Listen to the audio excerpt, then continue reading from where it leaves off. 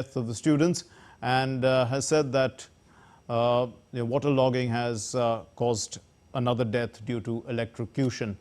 The Delhi police has registered a criminal case in the flooding incident at a UPSC coaching center in Old Rajendra Nagar on Saturday, which led to the death of 3 civil service aspirants, including 2 female students. The students said that the police said that 3 students who lost their lives were residents of Kerala, Telangana and Uttar Pradesh. The police said that the investigation is underway and 2 people have been arrested so far. The incident is said to have occurred after a nearby drain in the area had burst, leading to rapid flooding of the basement. Eyewitnesses say that the basement filled up so fast, 10 to 12 feet of water in almost no time, giving the students no chance to escape. Now, the students are holding a protest over their fellow aspirants' deaths, raising slogans against the authorities. The tragedy has sparked a political firestorm. The BJP has launched a fierce attack on the Aam Aadmi Party, blaming this incident on negligence of the area's legislator.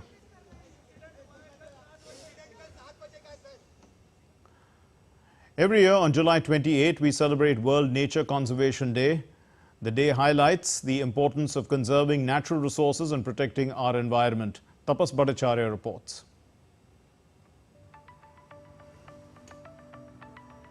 Every year on July 28th, people from across the globe come together to observe World Nature Conservation Day. This day serves as a powerful reminder of the importance of conserving our natural resources and protecting the environment for future generations. World Nature Conservation Day was established to highlight the critical role a healthy environment plays in maintaining the well-being of humanity. It emphasizes the need to preserve our natural resources and ensure the stability and resilience of our ecosystem. Inspired by these values, Prime Minister Narendra Modi introduced Mission Life at the 26th UN Climate Change Conference of the Parties in Glasgow.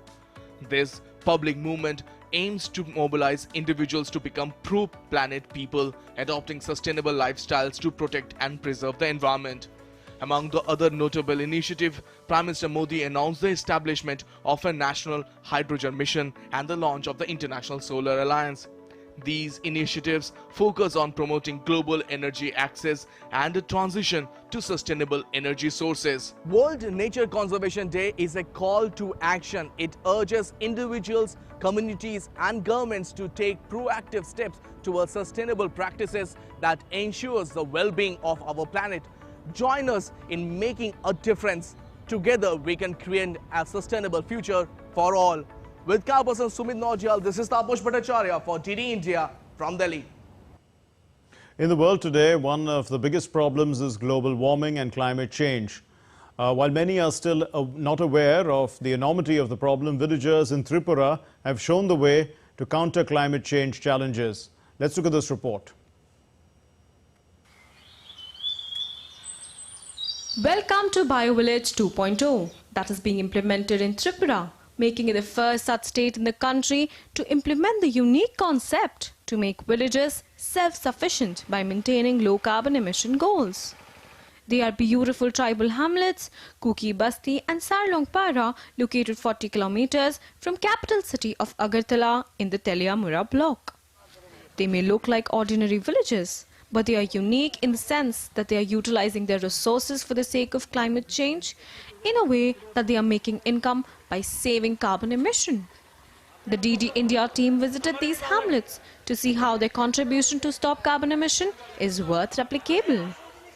They are making expansive use of renewable energy by installing solar pumps, energy-saving lights, biogas units and cook stove, and they are involved in livelihood activities such as mushroom cultivation, piggery, duckery, goatery and fishery.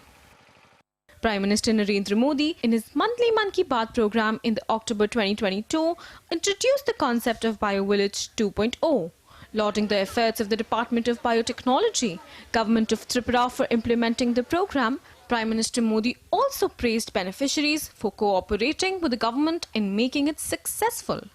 Recently, the Niti Aayog too took note of the BioVillage 2 and gave recognition for their best practices. We come to the villages, talk to the villages, and according to their choice and wish and the interest, we decide that how the project will go. Equal contribution of the women, that is a very important thing in a bio-village. This is a family approach. BioVillage 2.0 encourages equal participation of women beneficiaries, marking it as a family-based approach. It is a bottom-to-top approach in which importance is given to villagers' needs. Each of the participants are given Rs 3,000 for working on these goals. A beneficiary said that they save up to 600 to 700 rupees through biogas units. BioVillage 2.0 also fulfills some of the sustainable development goals too. Poverty eradication, gender equality, affordable and clean energy, climate action, life below water and life on land are major strategies of this new approach that is proving successful. Kunal Shinde's report for DD India. Chief ministers of BJP-ruled states made presentations on various development schemes going on in their states as the BJP's top leadership, including Prime Minister Narendra Modi, held deliberations with them over governance issues for a second consecutive day on Sunday. Union Ministers Rajnath Singh, Amit Shah and JP Nadda, who is also the national president of the BJP, were part of this meeting. The two-day Mukhya Mantri Parishad began on Saturday. बैठक में जो चर्चा हमेशा होती है वो मुख्य रूप में सरकार की विभिन्न कल्याणकारी योजनाओं के क्रियान्वयन के बारे में होती है और क्रियान्वयन के धरातल पर सैचुरेशन की लेवल पर हम कैसे पहुंचे, यानी जितने पात्र लाभार्थी हैं उन सभी तक हम कैसे पहुंच पाएंगे, इनके बारे में जो प्रयास होते रहे हैं, इन प्रयासों की भी चर्चा हुई। साथ ही साथ माननीय प्रधानमंत्री जी ने विकसित भारत का लक्ष्य हासिल करने के लिए केंद्र और राज्य के समन्वित प्रयासों पर बल देते हुए हम कैसे अधिक गति से काम कर सकते हैं, इसके बारे में भी सभी से आह्वान किया, आग्रह किया। And still to come here on DD India News Hour. The Trump campaign picks up steam as the former president says that he wants to make the US the Bitcoin capital of the world.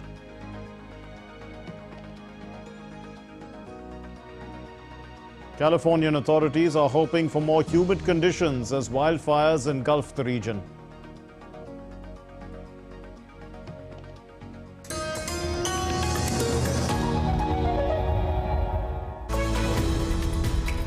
We just don't bring you the news as it unfolds. We get to the heart of the matter. We don't just present facts, we demystify complex social, political and economic events. We break stories that shape the world's present and future because you deserve the truth. I am Tanvi Taneja from New Delhi. I'm Ollie Barrett from London. I'm Nick Harper from Washington, D.C. Join us on DD India Global Monday to Friday at these times.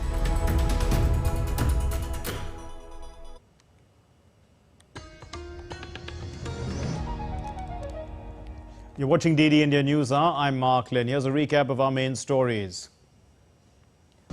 Manu Bakar bags a bronze medal, securing India's first medal at the Paris Olympics in the 10-meter air pistol event. She opens India's account, becoming the first woman to secure a medal in shooting for India.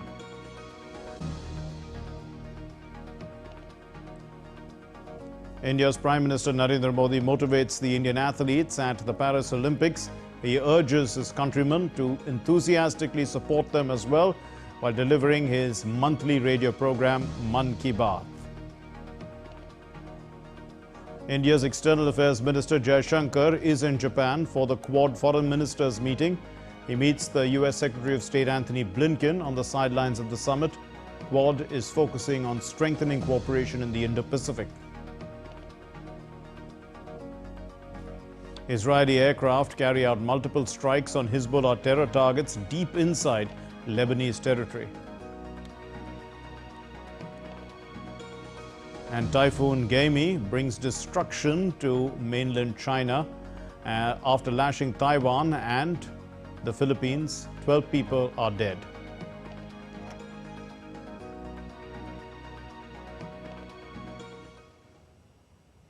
And now let's get you more news from the Paris Olympics.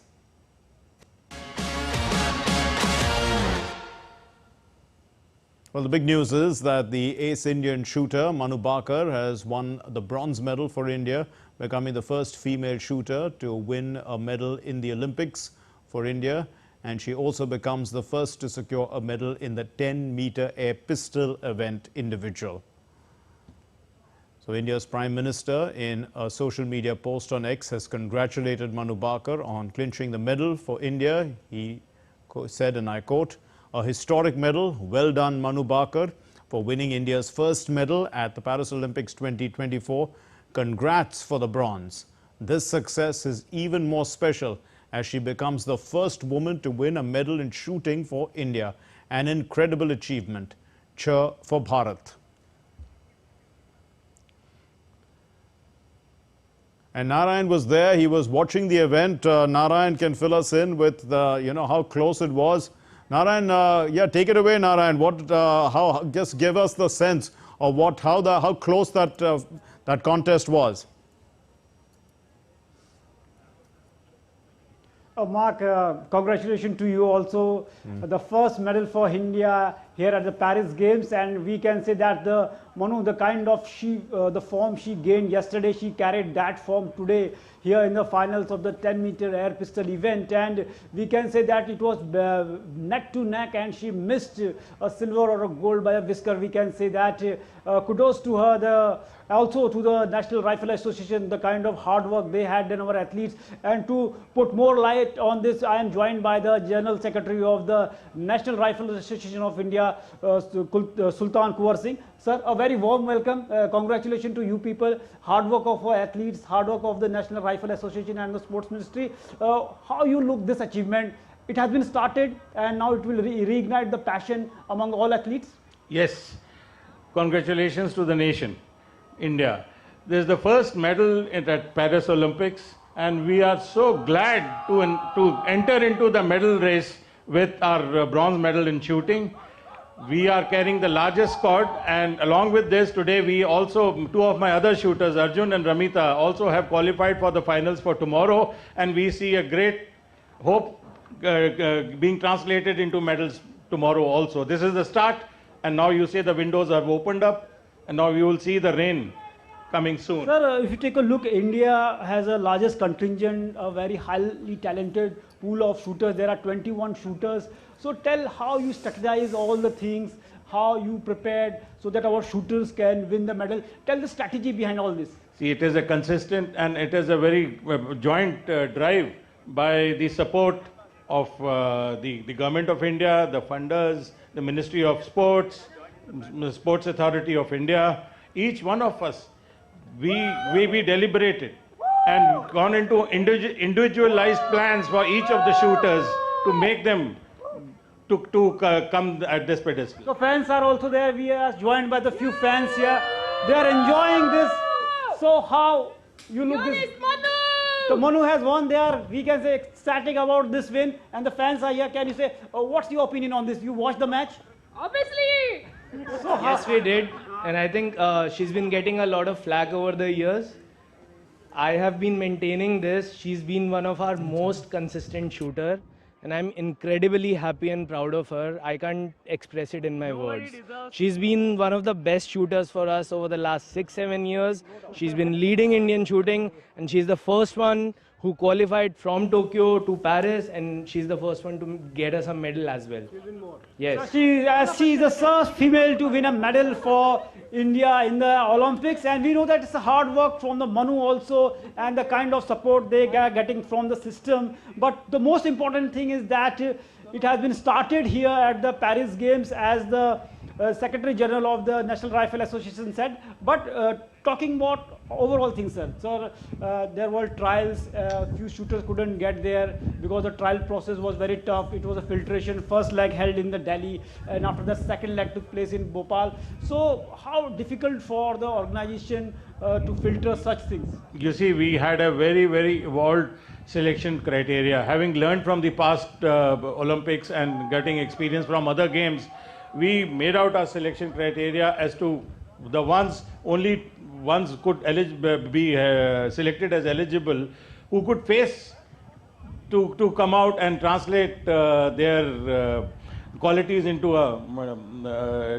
to winning a medal winner.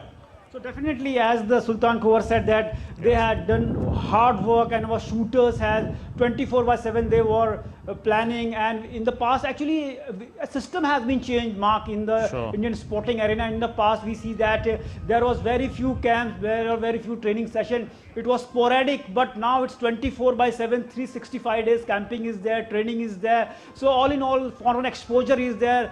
There are a medical science team is there. If you take a look at the athlete village in the Paris Games, there is a medical expert of the 13 doctors. So they are 24/7, they are monitoring our athletes, their problems, their sleep, and all aspects of the game. So all in all, it is expected, this medal was on expected lines, and we are hoping that our more shooters and more athletes will win the medals now. Right. Also, Narayan, you know, since Manu Bakar has come up through the Khelo India platform, you know, what kind of an inspiration will this be for a lot of young people watching today who are hoping, you know, to also win medals for India in the future? What kind of encouragement do people get from the Khelo India platform?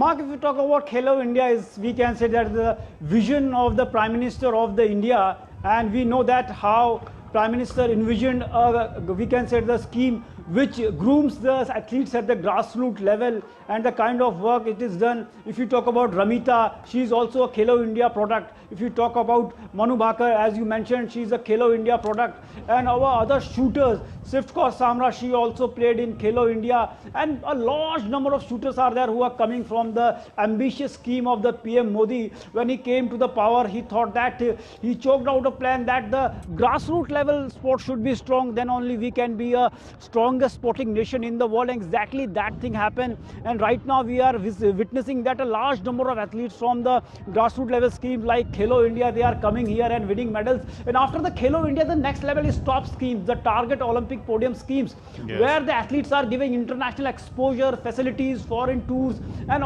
everything is done for them. And today, if you talk to any athlete in any discipline, if you talk to him, to the coaches, to the federations, they will say that whatever they are asking, whatever they are demanding, it is, we can say that, fulfilled instantly. And because of that, our athletes on day 2, Manu Bakar won the medal because of the concrete effort from all the stakeholders here. Okay, we leave it for the moment. Thank you very much, Narayan Singh, for joining us and putting into context the great win by Manu Bakar today, making all of India proud. Well, India's Home Minister Amit Shah has also congratulated Manu Bakar for this medal for India. And in a social media post on X, the Home Minister said, and I quote, "Kudos to Manu Bakar on winning the first medal in the Paris Olympics 2024 by bringing home the bronze. You have sent a wave of euphoria across the nation. With your stellar performance, the nation swells in pride at your achievement. Cheer for Bharat."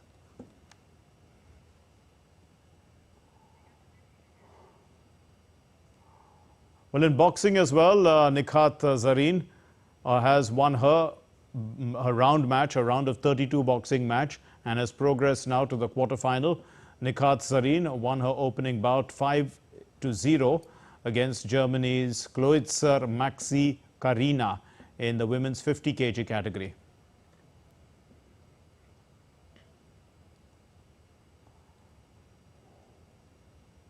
And returning to Manu Bakar's story, there was visible excitement at Manu Bakar's home. Her grandmother was extremely happy. Here are the reactions there.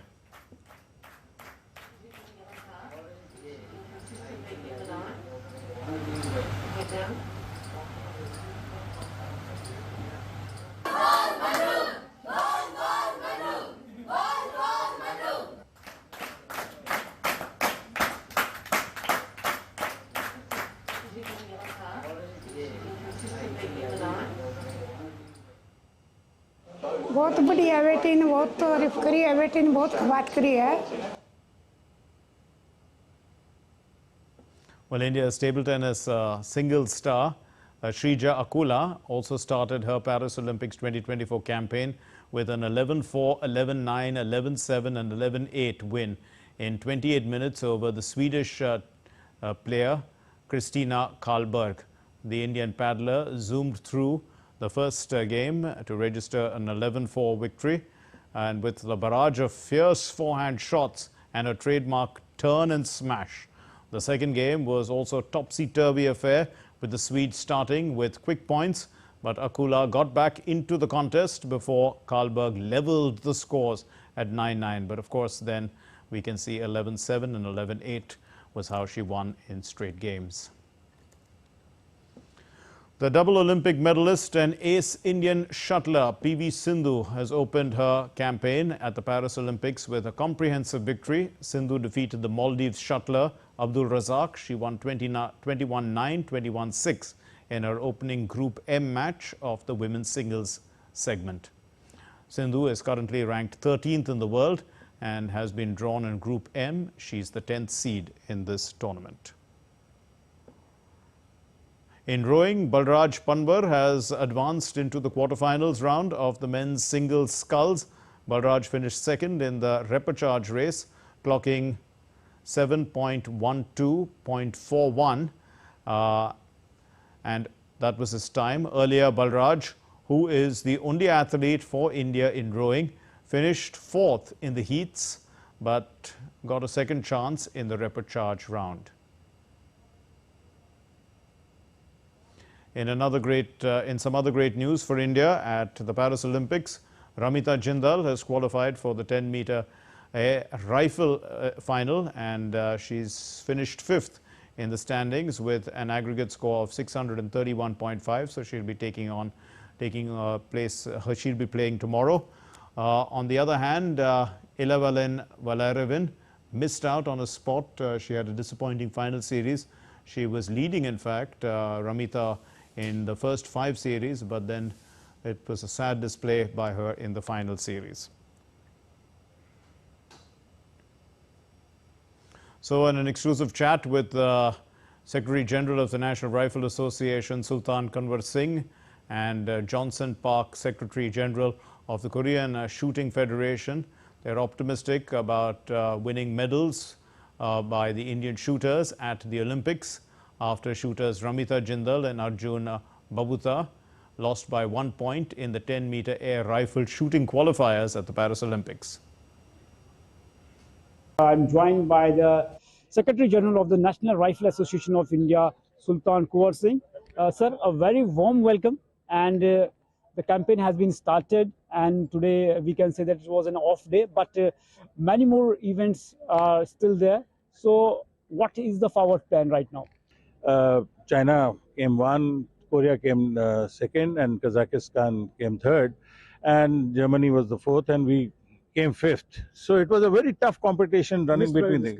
Missed by a whisker, as you call it, but whatsoever it be, it came out to be a very good mirror for the athletes and the training staff to prepare for the events to follow. The Secretary of the Korean Shooting Federation, also Mr. Johnson, is there.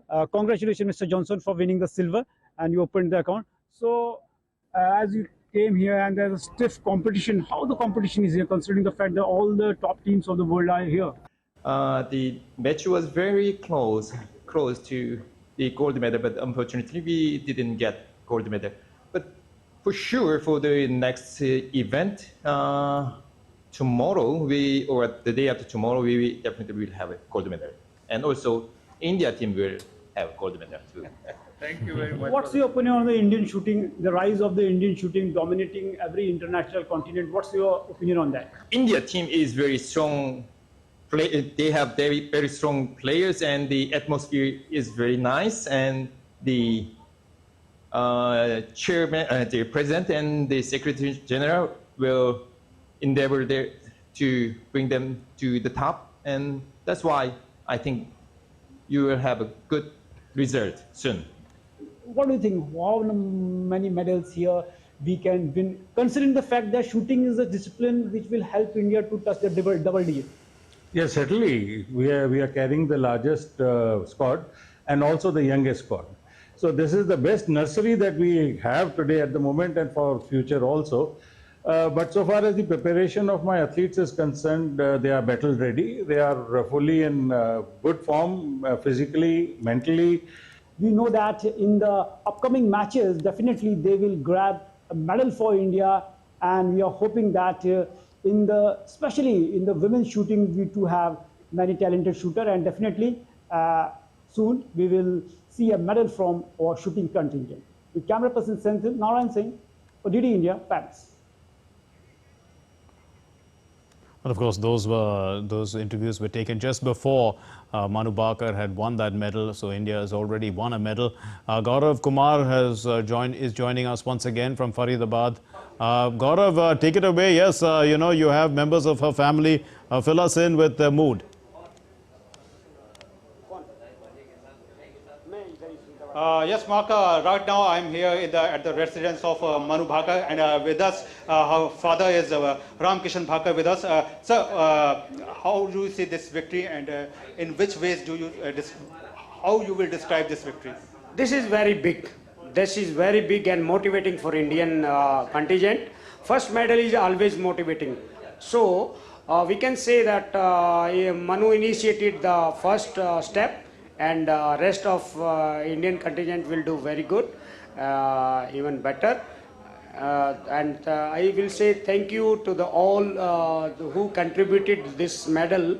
Especially I will go for like the federation, then coach Jaspal, then national coaches, then OGQ, sports ministry, and lot of physio and others which are beyond your tables you cannot normally see. So lot of persons involved to get that type of achievement. How do you see this Manu's journey to the Paris Olympic? Paris Olympic was like a part of Manu's efforts, so she was qualifying and doing every tournament one by one, and that's how she started like this way. And how do you see this victory? In which manner this victory is different from other victories? Because in shooting there in last two Olympics were blank, so this is something special you can say for especially shooting Team India. And how you people are now going to enjoy this victory? How we are going to enjoy? We are already enjoying with all of you and this thing. Is there any special arrangement now we can see in the coming days? Yes, after her two events we will celebrate in grand way. Have you spoken to Manu? No. We spoke yesterday night. Okay. What was the word from a father? Normally we ask, beta khana khaya, have you had your food, are you getting vegetarian? Because shooting venue is very far from the Paris, and there is no such like India house or no such Indian food or something. So that is actually organizer, maybe they will plan in future that when shooting contingent is different venue, so they will try to give Indian food there also. Is there any nervousness last night when she was about to come to the this match? We don't talk about nervousness. She handles quite bit okay. Manu has grown up from the Khelo India platform. So how do you see that platform, Khelo India platform? Khelo India platform is very great initiative by Government of India, especially Kiran Rijiju ji, who started this under the leadership of Narendra Modi ji. That's really fantastic, and lot of people are getting opportunity and chances that how, and they get the way also that how to make your dreams true. Thanks talking to us. So Mark, yes. this was the proud father words that they are very much proud of these things, and yes, definitely they are going to enjoy this victory in their own manner. But if we talk about the Manu's journey, this is really a very good and a very fantastic journey she has for the Paris Olympic. Mark. We leave it there. Thank you very much, Gaurav. Thank you for getting us that exclusive chat with Manu Bakar's father and how proud he must be, and Truly so. Well, India's skipper Harmanpreet Kaur has won the toss and opted to bat against Sri Lanka in the Women's Asia Cup final. This is happening right now. And India had made no change in their playing 11. Sri Lanka has made one change in the team. India will hope to translate their overwhelming dominance in this tournament to a record-extending 8th title. They have registered easy wins against Pakistan, UAE, Nepal and Bangladesh. And we are joined by Dr. Ahmed Muin Farooqi, who's a correspondent in Colombo, with more on the story. Dr. Farooqi, so do the Indians start at favourites? Good evening, Mark. Yes, I'm right now I'm standing at Dambula, just outside the stadium. You said, yes, are Indians starting as favourites? Yes. Right now, after the Indian innings has completed, and India has posted a total of 165 for the loss of 6 wickets in the stipulated 20 overs. Now it is the Sri Lankans who are batting, and India has already secured the first wicket in the second over itself. Now the score stands at 7 for 1 in about 1.4 overs as of now. Currently speaking, you see Chamari Atapattu is still on strike, and she is at the crease. And what experts normally say is that as long as Chamari is there, the threat always looms. So although India has had a fantastic performance in the entire Asia Cup, but the crucial wicket will be that of Chamari Atapattu. Mark. Right, we leave it there. Thank you very much, Dr. Farooqi. Thanks for joining us and filling us in with the details there. A massive park fire continued to burn near a forest ranch in California on Saturday. Thousands of firefighters were battling the rapidly growing wildfire after the blaze more than doubled in size in the 24-hour span. As per the California Department of Forestry and Fire Protection, the park fire had burned more than 350,000 acres north of the state capital, Sacramento, as of Saturday afternoon. The authorities said more humid air was expected in the region, potentially helping efforts to slow the spread of the fire. The fire destroyed 134 structures. Evacuation orders and warnings were issued for multiple communities in several counties. A landslide from Typhoon Gaemi has killed 12 people in southern China. The deadly typhoon hit China after it had hit the Philippines and Taiwan. More than 150,000 people living in southeastern China were relocated to safer areas in anticipation of the storm. It comes after widespread flooding and landslides across Taiwan and the Philippines killed at least 21 people. Emergency flood control and rescue work has been intensified in parts of the country which has been battered by rainstorms. As Typhoon Gaemi continues to move further into central China, the authorities have upgraded emergency response measures. Well, that's all we have in this edition of DD India News Hour, but let's know your thoughts on the news of the day. And for those of you on the go, you can get the latest news and updates from India and across the world on the DD India mobile app. The app is available on both Android and iOS platforms. Scan the QR code and download it. We'll be back with more news as it breaks here on DD India. I'm Mark Lynn from all of us here in Delhi. Thank you very much for watching DD India News Hour. Namaskar.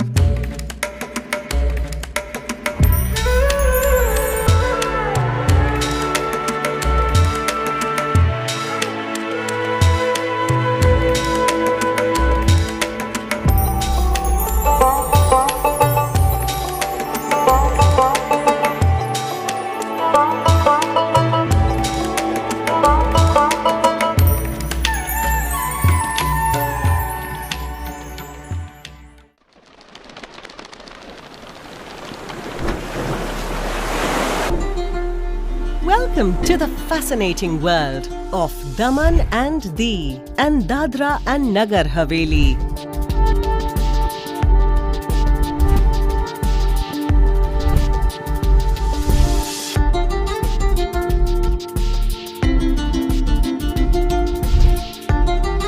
unravel the rich history.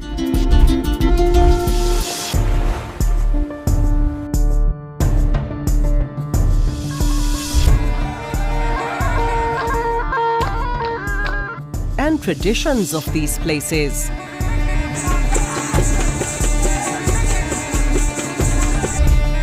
Marvel at the stories that lie in its beautiful architecture.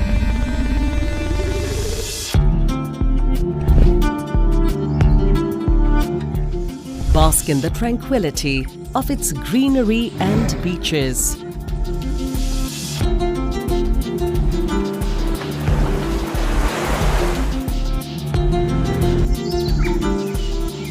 Experience the agelessness of its traditional handicrafts and handloom industry. Recognize its industrial leadership.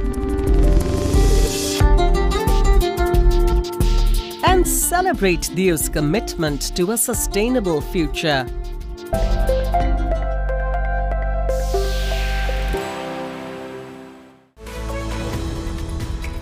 We just don't bring you the news as it unfolds. We get to the heart of the matter. We don't just present facts, we demystify complex social, political and economic events. We break stories that shape the world's present and future because you deserve the truth. I am Tanvi Taneja from New Delhi. I'm Ollie Barrett from London. I'm Nick Harper from Washington, DC. Join us on DD India Global Monday to Friday at these times.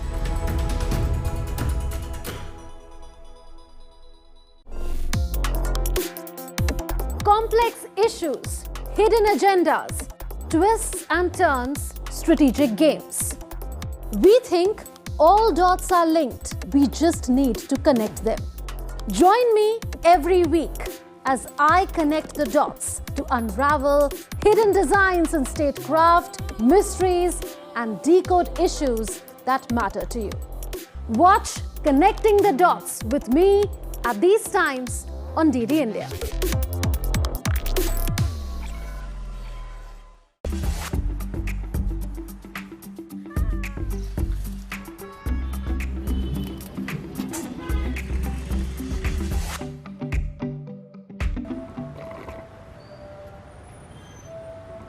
Sorry, one sec, let me just finish this.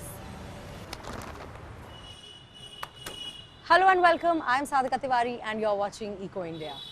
Most of us do what I just did with that cup. We simply throw things away when we're done using them, be it a cup, an old shirt, or a used battery. But we can do a lot better. Let's find out how. Upcycling is a cool concept, but when we think of upcycled clothing, we don't really think of anything too fancy. So today, let's meet a woman who's turned this notion on its head. She is a fashion designer who's making waste wearable and trendy. In a world where the rag trade generates more than 92 million tons of textile waste each year, ideas like this could really make a difference.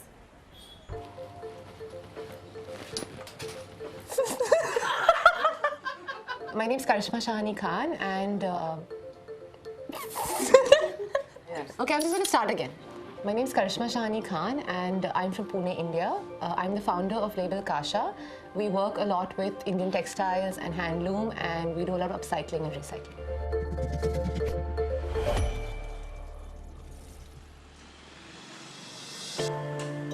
I was told by someone in my family that you're such an intelligent girl. Why don't you go study philosophy at Oxford or do something big with your life? Why are you studying fashion? You're just a glorified tailor. But fashion for me is way deeper than just the product that we wear on a runway. It really talks about where we're at as a country, as the world, and where we may go to. I would be lying if I said I always wanted to be a fashion designer. I wanted to be so many different things. I wanted to be like an air hostess, a pilot, an archaeologist. I wanted to be a veterinarian, all sorts of things. But somewhere along the way, I had a book, which my father still has with him, where I used to draw clothes from Bollywood and actresses and television and movies. And I would write descriptions of what they were. And that convinced my father that I want to be a fashion designer. I studied at London College of Fashion in the UK. While I was studying there, like they were talking about recycling, upcycling, sustainability. So I thought, oh my God, this is so interesting. But then when I heard more about it, I realized that, oh my God, we've always been doing this. You know, what is upcycling? What is recycling? Like at home, my mother would never throw anything out. I thought I can get a bunch of people together and we can just create this beautiful product while not being wasteful, while paying people correctly, while not throwing things into the garbage can.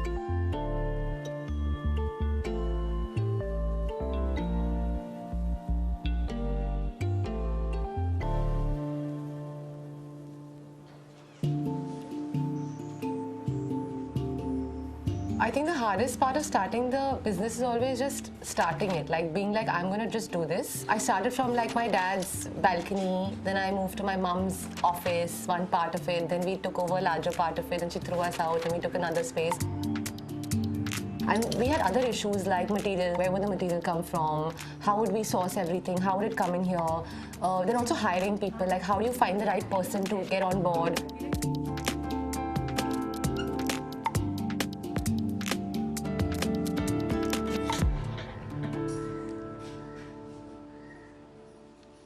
Yes, it's not easy being a woman. Yeah, definitely. Luckily, because I do fashion, female in fashion makes complete sense. I mean, everyone assumes that a woman will open a boutique somewhere. So from that point of view, India and women in fashion works. But if you look around you, most of the people who make fashion or the producers of fashion are men. So to sometimes make them trust you and believe you, takes a little bit of time, especially when you're like a 22, 23-year-old person, just young, out of college and saying, oh, let's do this. Definitely people look at you in a way where they're like, are you sure you know what you're doing? Or you're just like Papa's little princess who's starting a business. When I actually got pregnant, I was asked that now are we going to shut the label? Is the label going to close because now you're pregnant, so now means how are you going to work so hard?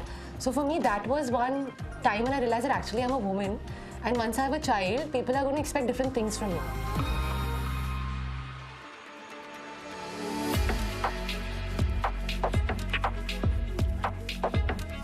I think the founding philosophies of Kasha were just about making something that's not going to hurt anyone. We don't say we're sustainable, buy from us. What we are doing is we're saying that let's just be good to each other. Let's not fleece each other. Let's not exploit anybody. Let's make products that are good for our body. Let's make products that, after making it, our waste can also be utilized. And let's make products that last for a long time.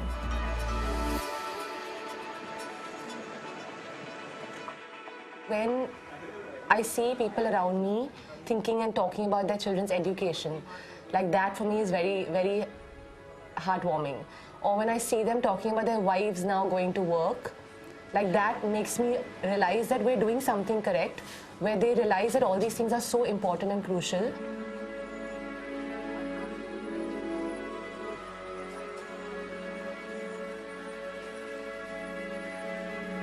I think that if we just stop greenwashing, if we just really just did our job now, and we didn't just use words because they were trends, like now sustainability is a big trend. I feel like that needs to change quite like tomorrow. I mean today evening actually.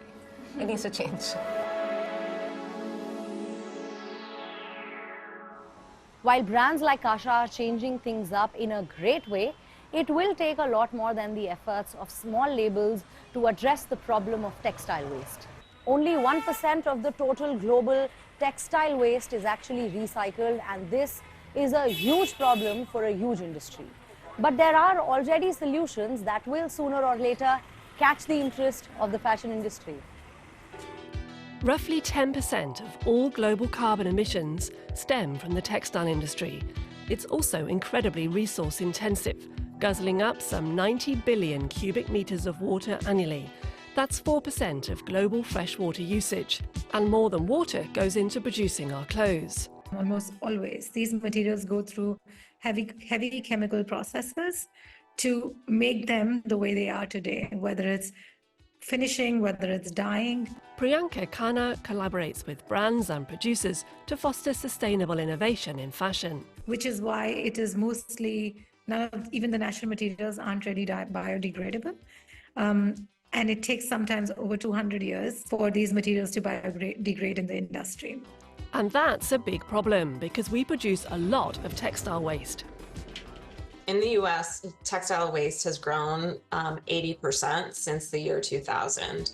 Rachel Kibbe runs Circular Services Group, which supports industry and government in reaching sustainability goals. It is our fastest growing waste stream. We send over 30 billion pounds of textiles to landfill every year in the US alone. Most of our old clothes end up in landfill. What doesn't is frequently burned.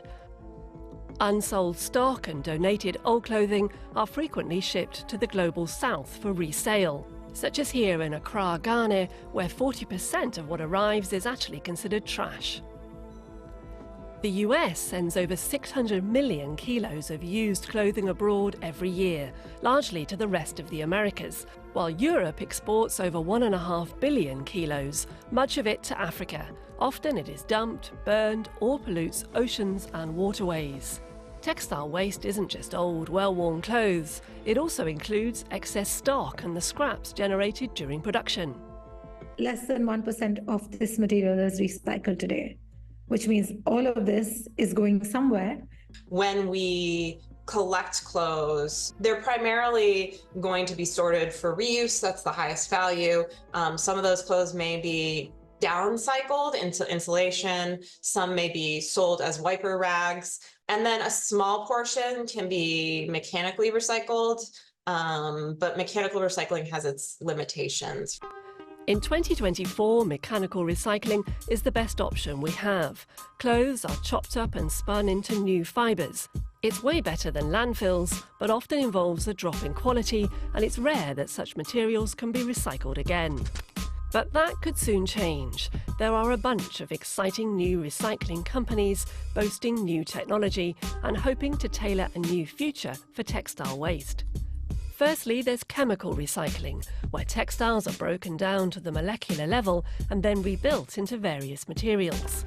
While some companies only recycle cotton, Australia's Blocktex can recycle blended material, chemically separating synthetic polyester from natural cotton fibres. Polyester is converted into pellets, which can be used for textiles or as materials in construction, while cotton cellulose is turned into clay that has uses in textiles, agriculture and even packaging. The flexibility is intentional. I would never want to be beholden for my outtakes just to one brand, because I know how badly those brands can behave. Adrian Jones co-founded Blocktex in 2018. We prefer Blocktex to have outtakes that can be useful to many rather than just be useful to one. And I think that's been a real difference for us. In the industry, everybody is preoccupied with making more textiles. Blocktex recently announced it will expand capacity to 10,000 tonnes a year. Refresh Global in Berlin also emphasises flexibility. Here, bacteria break down and sanitize textile waste, creating 3 raw materials: nanocellulose, ethanol and sanitized textile pulp. Through Refresh Global's partners, these materials are used to make anything ranging from furniture to bike frames to ethanol-based cosmetics. Refresh Global is a relatively new company and plans to develop a network of smaller facilities that can be developed quickly and flexibly with partners. That's quite different to Sweden's Renewcell. One of the world's biggest chemical textile recyclers, it was among the first to build an industrial-scale textile recycling facility. Here, cotton textiles are shredded into a slurry, separated from contaminants, and dried into sheets of what they call circular cellulose, which can replace virgin materials like cotton, oil or wood in the production of new high-quality textiles. Going down to the molecular level helps maintain quality, and Renewcell says its cellulose can be recycled 7 times. There are limits though. Renewcell can only recycle waste that's 95% cotton or purer, meaning a lot of what goes to landfill isn't eligible. Renewcell's recycling plant opened in 2022, with capacity to recycle 60,000 tonnes annually and room to expand to 120,000. But in February 2024 came the shock. The company filed for bankruptcy. Just days beforehand, Renewcell told DW they were recycling far below capacity, and fashion brands were hesitant to commit to recycled materials. While recycling cuts reliance on water-hungry cotton and oil-based synthetics, it's more expensive. It would take some €7 billion to scale up recycling to hit 20% of textile waste in Europe by 2030. There isn't enough push from the legislation side to force the industry to actually adopt these materials. So not that the industry should require forcing, but if it's going to be more expensive material, if it's a transition with the thousands of suppliers sitting in Asia, with all the brands sitting this side and across the world, it really is a function of information, so them having access to everything, which is not easily done until legislation usually takes a role. The EU has mandated that by 2025, member countries begin collecting textile waste separately, just like they do with paper, plastic and glass, which should improve on the 22% of waste that's currently separated. Mirroring proposed legislation in the US, the EU is also mulling a law requiring producers to pay for the processing of their textile waste. We have to ensure that these laws don't just charge the producers for one portion of that puzzle, like just collection. It has to also facilitate the infrastructure for both reuse and recycling and the innovation around that. Right now, recycling isn't profitable. State actors could also set the tone by adopting targets themselves. For us to be successful as a recycler, we have to have committed outtakes. And that's where government and private enterprise has a role to play in saying, government particularly as very large procurers of products. Meanwhile, Swedish recycler Renewcell has found a buyer. The private equity investor Altor has bought up the company's remaining assets. Altor invests in industries that help to reduce carbon emissions. Textile recycling is one of them. The company is now to be renamed Circulose, like its fibre. But despite the progress in textile recycling, there's still more to be done. Recycling is still only one part of the problem. Our current consumption patterns cannot continue if we want to move towards a more sustainable industry. There is a huge amount of overproduction in the industry, and whoever's responsible for it, there's a lot of debate around that. Bottom line is that overproduction needs to reduce. The 100 billion garments we produce each year means 14 for every person in the world. If we can't convince fashion victims to stop buying their body weight in clothing, at least we can ensure that as much as possible of what they purchase is recycled. Dealing with waste is the same hard-to-crack problem across the globe. Let's head to the southern state of Tamil Nadu to a trash center where garbage is being turned into something very useful, and it is helping new life bloom in a garden, and they aren't just ornamental flowers. It draws visitors from far and wide. The Nilgiri Mountain Railway is one of India's oldest, passing through the Nilgiri Hills in Tamil Nadu. The town of Kunnur is a major stop on the way. The tourists are very welcome here. In addition to the rolling tea plantations, the holidaymakers are a key source of income. But there are downsides. 16 tons of waste are produced each day by the town's 45,000 residents. Then there's the garbage left by the tourists. More than 10 years ago, in 2013, after the festival of Diwali, I saw a Facebook post written by one of my friends stating that they were going to clean the waste thrown out by the tourists. So I decided to join in. Slowly, many other volunteers joined us too. Then we started to dream about cleaning up the river that runs through Kunnur. And it was while cleaning the river that we started looking for a place to dump the waste. There was no modern landfill site in Kunnur at that time, so the idea of processing the waste was born. The volunteer garbage collectors set up the Clean Kunnur organization. Their aim? To keep the mountains clean for themselves and their visitors. The first step was to separate the garbage into dry and wet waste. The wet garbage is made up mostly of animal and plant waste.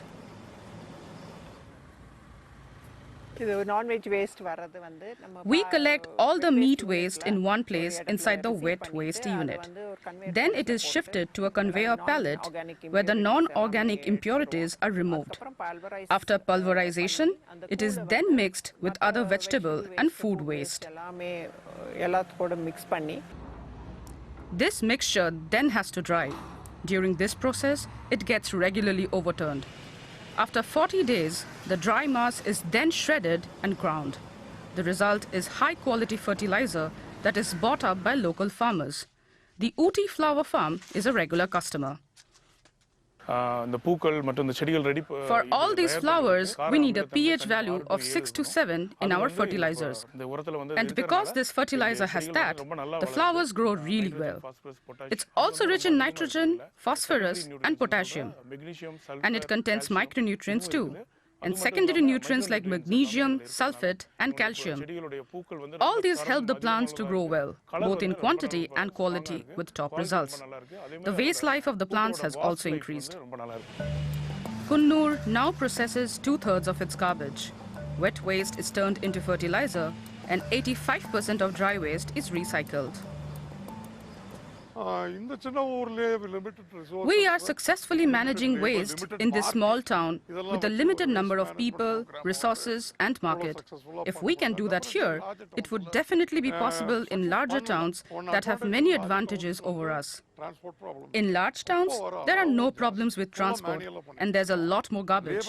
Here, we have to do everything by hand. If larger towns were to manage waste like this, it would also be a great success. It can be a great success also.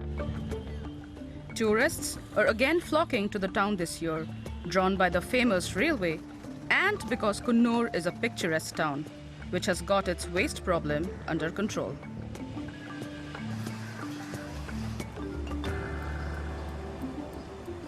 Moving on to e-waste, let's talk about batteries.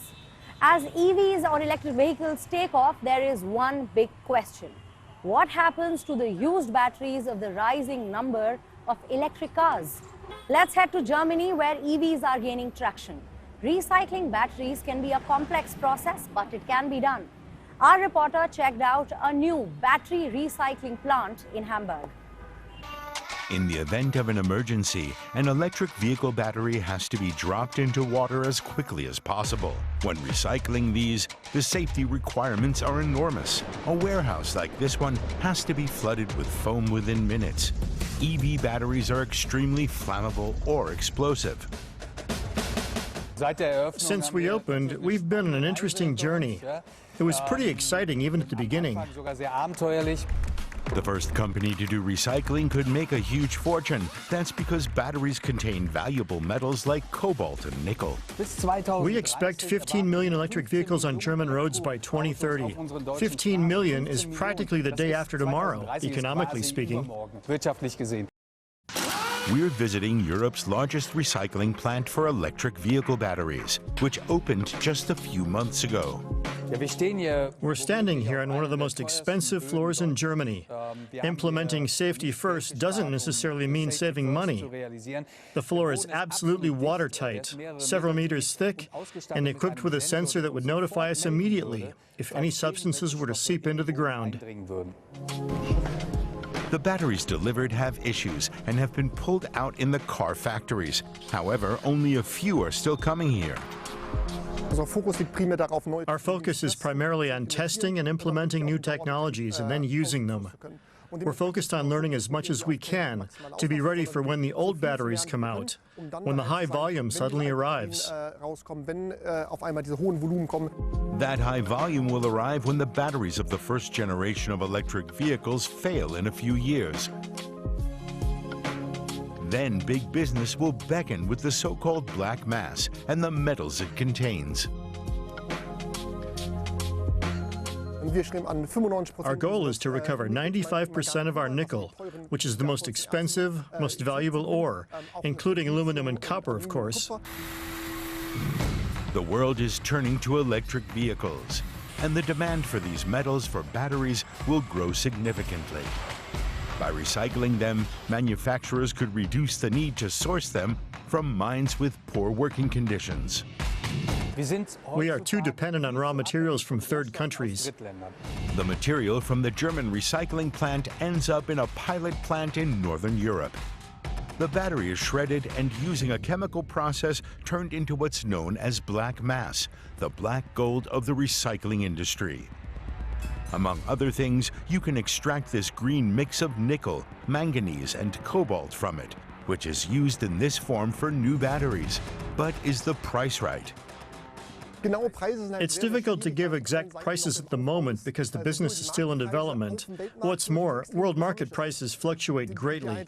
That makes it difficult to calculate. When operations get ramped up, much of the process will be automated. However, the batteries still need to be improved for high recycling rates. With car batteries, we can clearly see that the German car manufacturers are now focusing more and more on optimizing product design for recycling. They want to work with us because they are just as interested in raw materials as we are. They also want to close the cycle.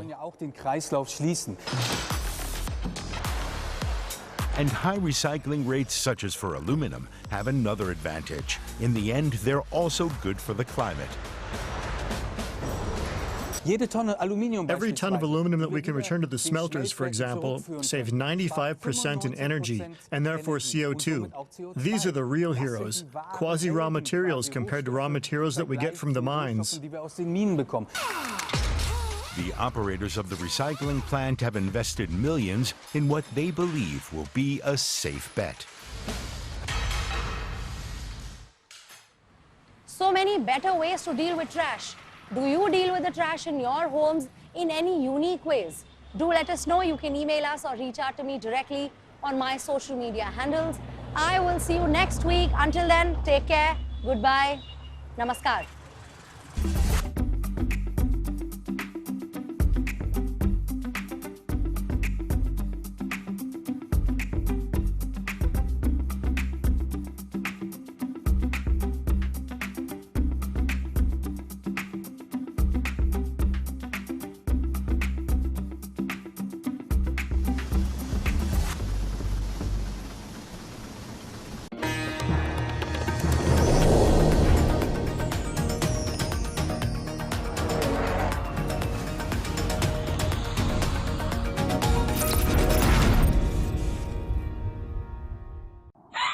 स्वागत आहे to magnetic Maharashtra.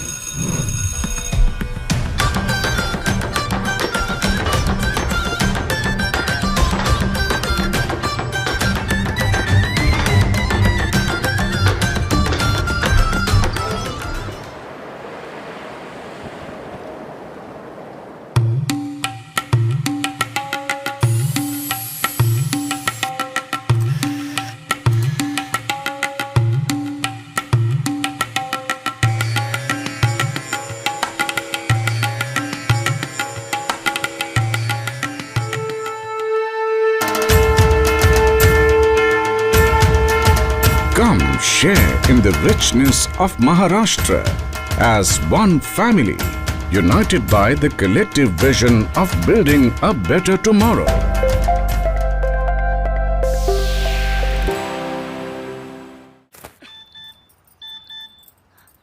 गया इंतजाम। किसका? गुड्डी की fees का। दिखा। 20,000 का loan तुरंत। पता है कौन दे रहा है, ब्याज कितना है? लोन विनियमित संस्थानों से ही लें और कर्ज उतना जितनी जरूरत, वो भी जांच कर। हो गया इंतजाम। पगार एडवांस में भेजिए। आरबीआई कहता है, सही वित्तीय बर्ताव करे आपका बचाव।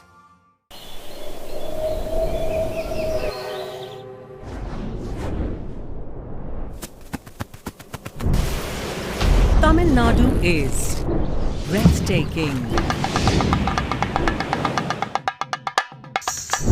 enchanting,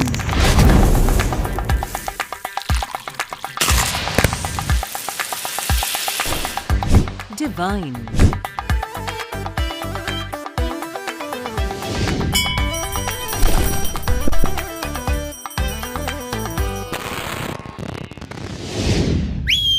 come. Revel in the spirit of Tamil Nadu.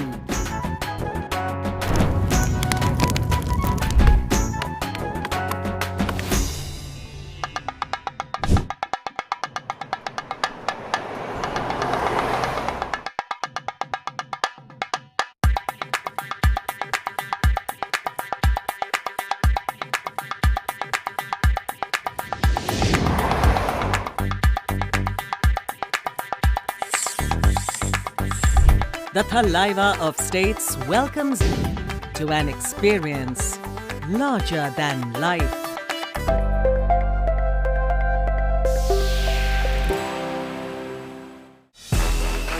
This summer, the world turns its eyes to Paris, and DD India brings you every heartbeat, every victory, and every story.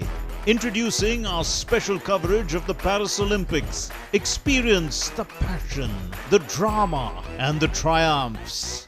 With exclusive reports, expert analysis, and up-to-the-minute updates. Join us as we bring the spirit of the Olympics to your screens. Get ready for the ultimate sporting extravaganza on DD India. DD India presents Champions Day Paris. Only on DD India. Every day at 6:30 p.m. IST, 1 p.m. GMT.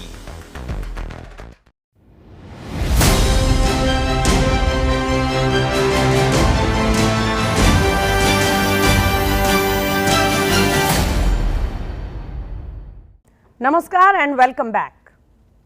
One comment of West Bengal Chief Minister Mamata Banerjee on the internal politics of Bangladesh created an unwarranted situation for both the countries, and that too particularly at a time when New Delhi and Dhaka are sharing a very warm friendship and a relationship of great cooperation and understanding. So what led Mamata Banerjee to make a comment not meant to be made by the Chief Minister of any state, and what does it portend for the foreign relations of the country, particularly in New Delhi and Dhaka's context, is what we are going to go through on Media Scan this evening. But before I come to our guests, let's just quickly listen in to what the West Bengal Chief Minister actually said, which started this entire debate. আমি বাংলাদেশ নিয়ে কোনো কথা বলতে পারি না, কারণ ওটা একটা আলাদা দেশ। যা বলার ইন্ডিয়া গভর্নমেন্ট বলবে, আমি বলতে পারি না। কিন্তু আমি এটুকু বলতে পারি, অসহায় মানুষ যদি বাংলায় দরজা খটখটানি করে, আমরা তাদের আশ্রয় নিশ্চয়ই দেব। তার কারণ এটা ইউনাইটেড নেশনসের একটা রেজুলেশন আছে। কেউ যদি রিফিউজি হয়ে যায়, তাকে পাশের পার্শ্ববর্তী এলাকা তাকে সম্মান জানাবে। So that was Mamata Banerjee. Just to paraphrase her comments in Bengali, what she meant to say was that while it is a matter for Government of India, she will be the first to go and open the doors wide if anybody comes to knock on the doors seeking shelter in West Bengal. And in that context, she also made a reference to the comment or the principle about refugees that has been made at the UNO. So quickly, I come to our guests for this weekend on Media Scan. Joining me here today, Abhijit Majumdar, senior journalist, political commentator. We are happy to have him on the show for the first time. Welcome, Mr. Majumdar. Namaskar. Thank you. Namaskar, Smita ji. And also with us, senior journalist and our colleague from Kolkata, consultant Prasenjit Bakshi. Welcome back, Prasenjit da. Thank you, Smita. And if I can come to you first, Prasenjit da, very quickly, you have been following the developments all through this week. What do you think actually prompted Mamata Banerjee to make such a policy statement on a matter which clearly is outside her domain?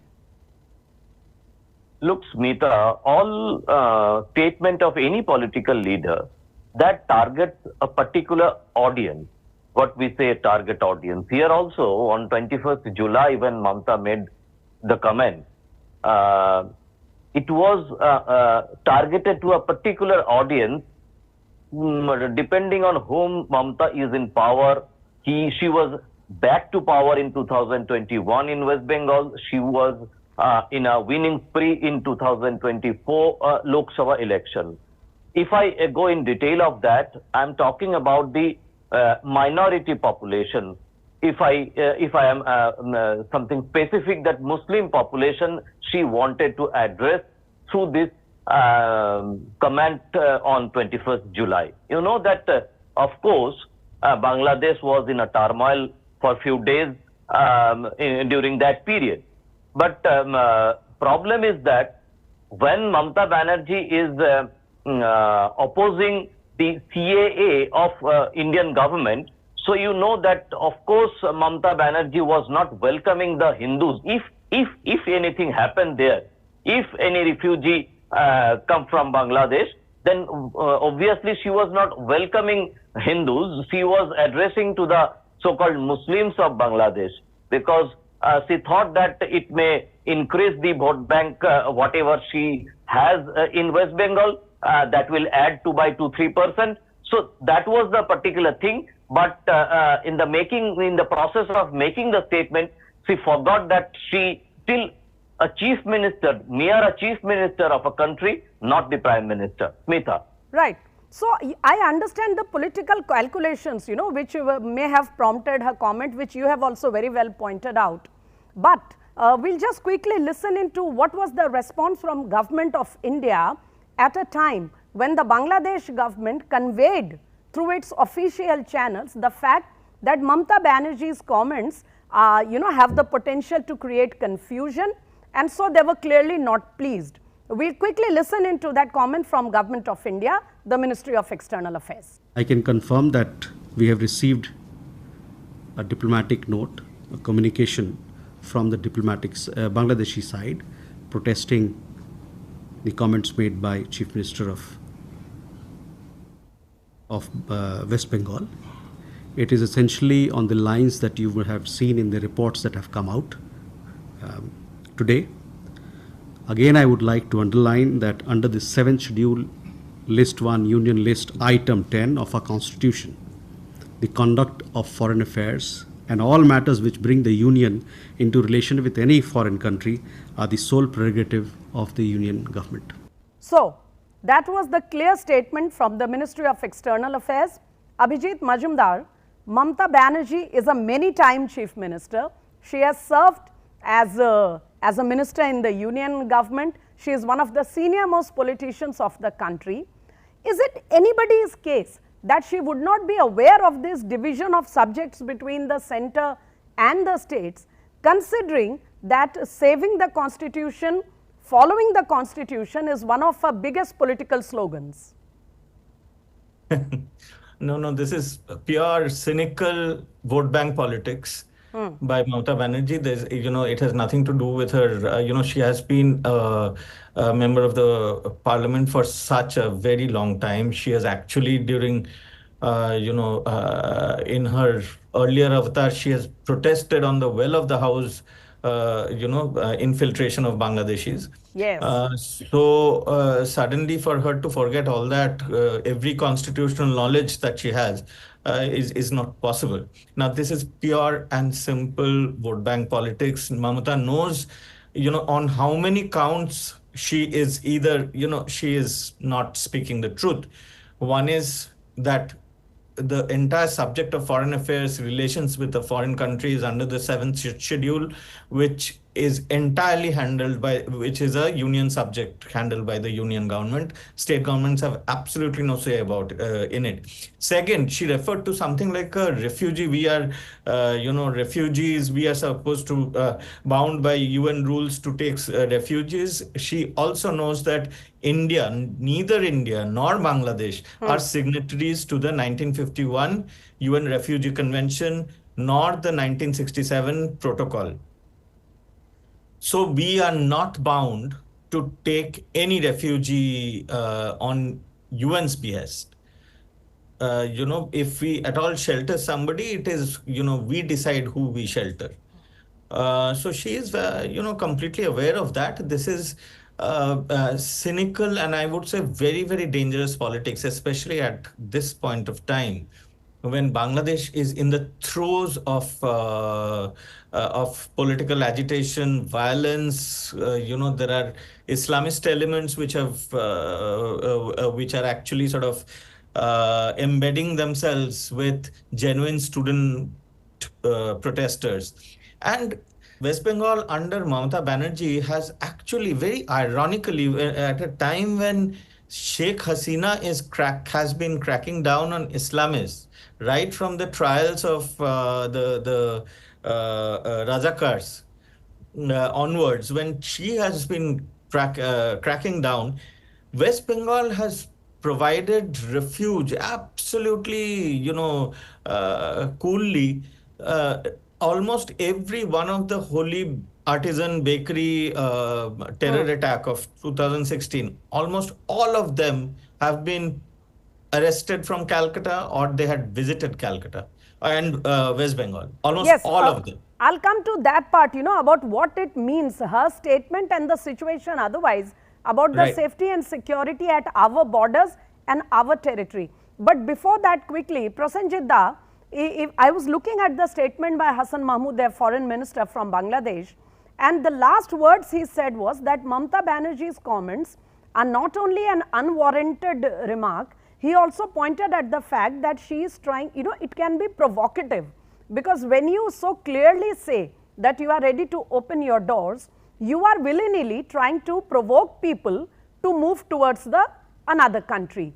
Do you think that is a cause of concern here also? Of course, on one side, the same Mamata Banerjee always condemned the border security force for so-called infiltration from the neighboring countries, for the failure of BSF. And when the central government or the BJP, they blame on Trinamool Congress regarding cow smuggling, then to counter that, Mamata Banerjee talk about the involvement of the border security force. And now, on the other hand, when she is saying that she will be welcoming the so-called refugees from the neighboring countries, so what the BSF will do then? So that is one thing. Secondly, when Mr. Hassan Mahmood, particularly, we must remember that the pronunciation of the name of the honorable foreign minister of our neighboring country is Hassan, not Hassan.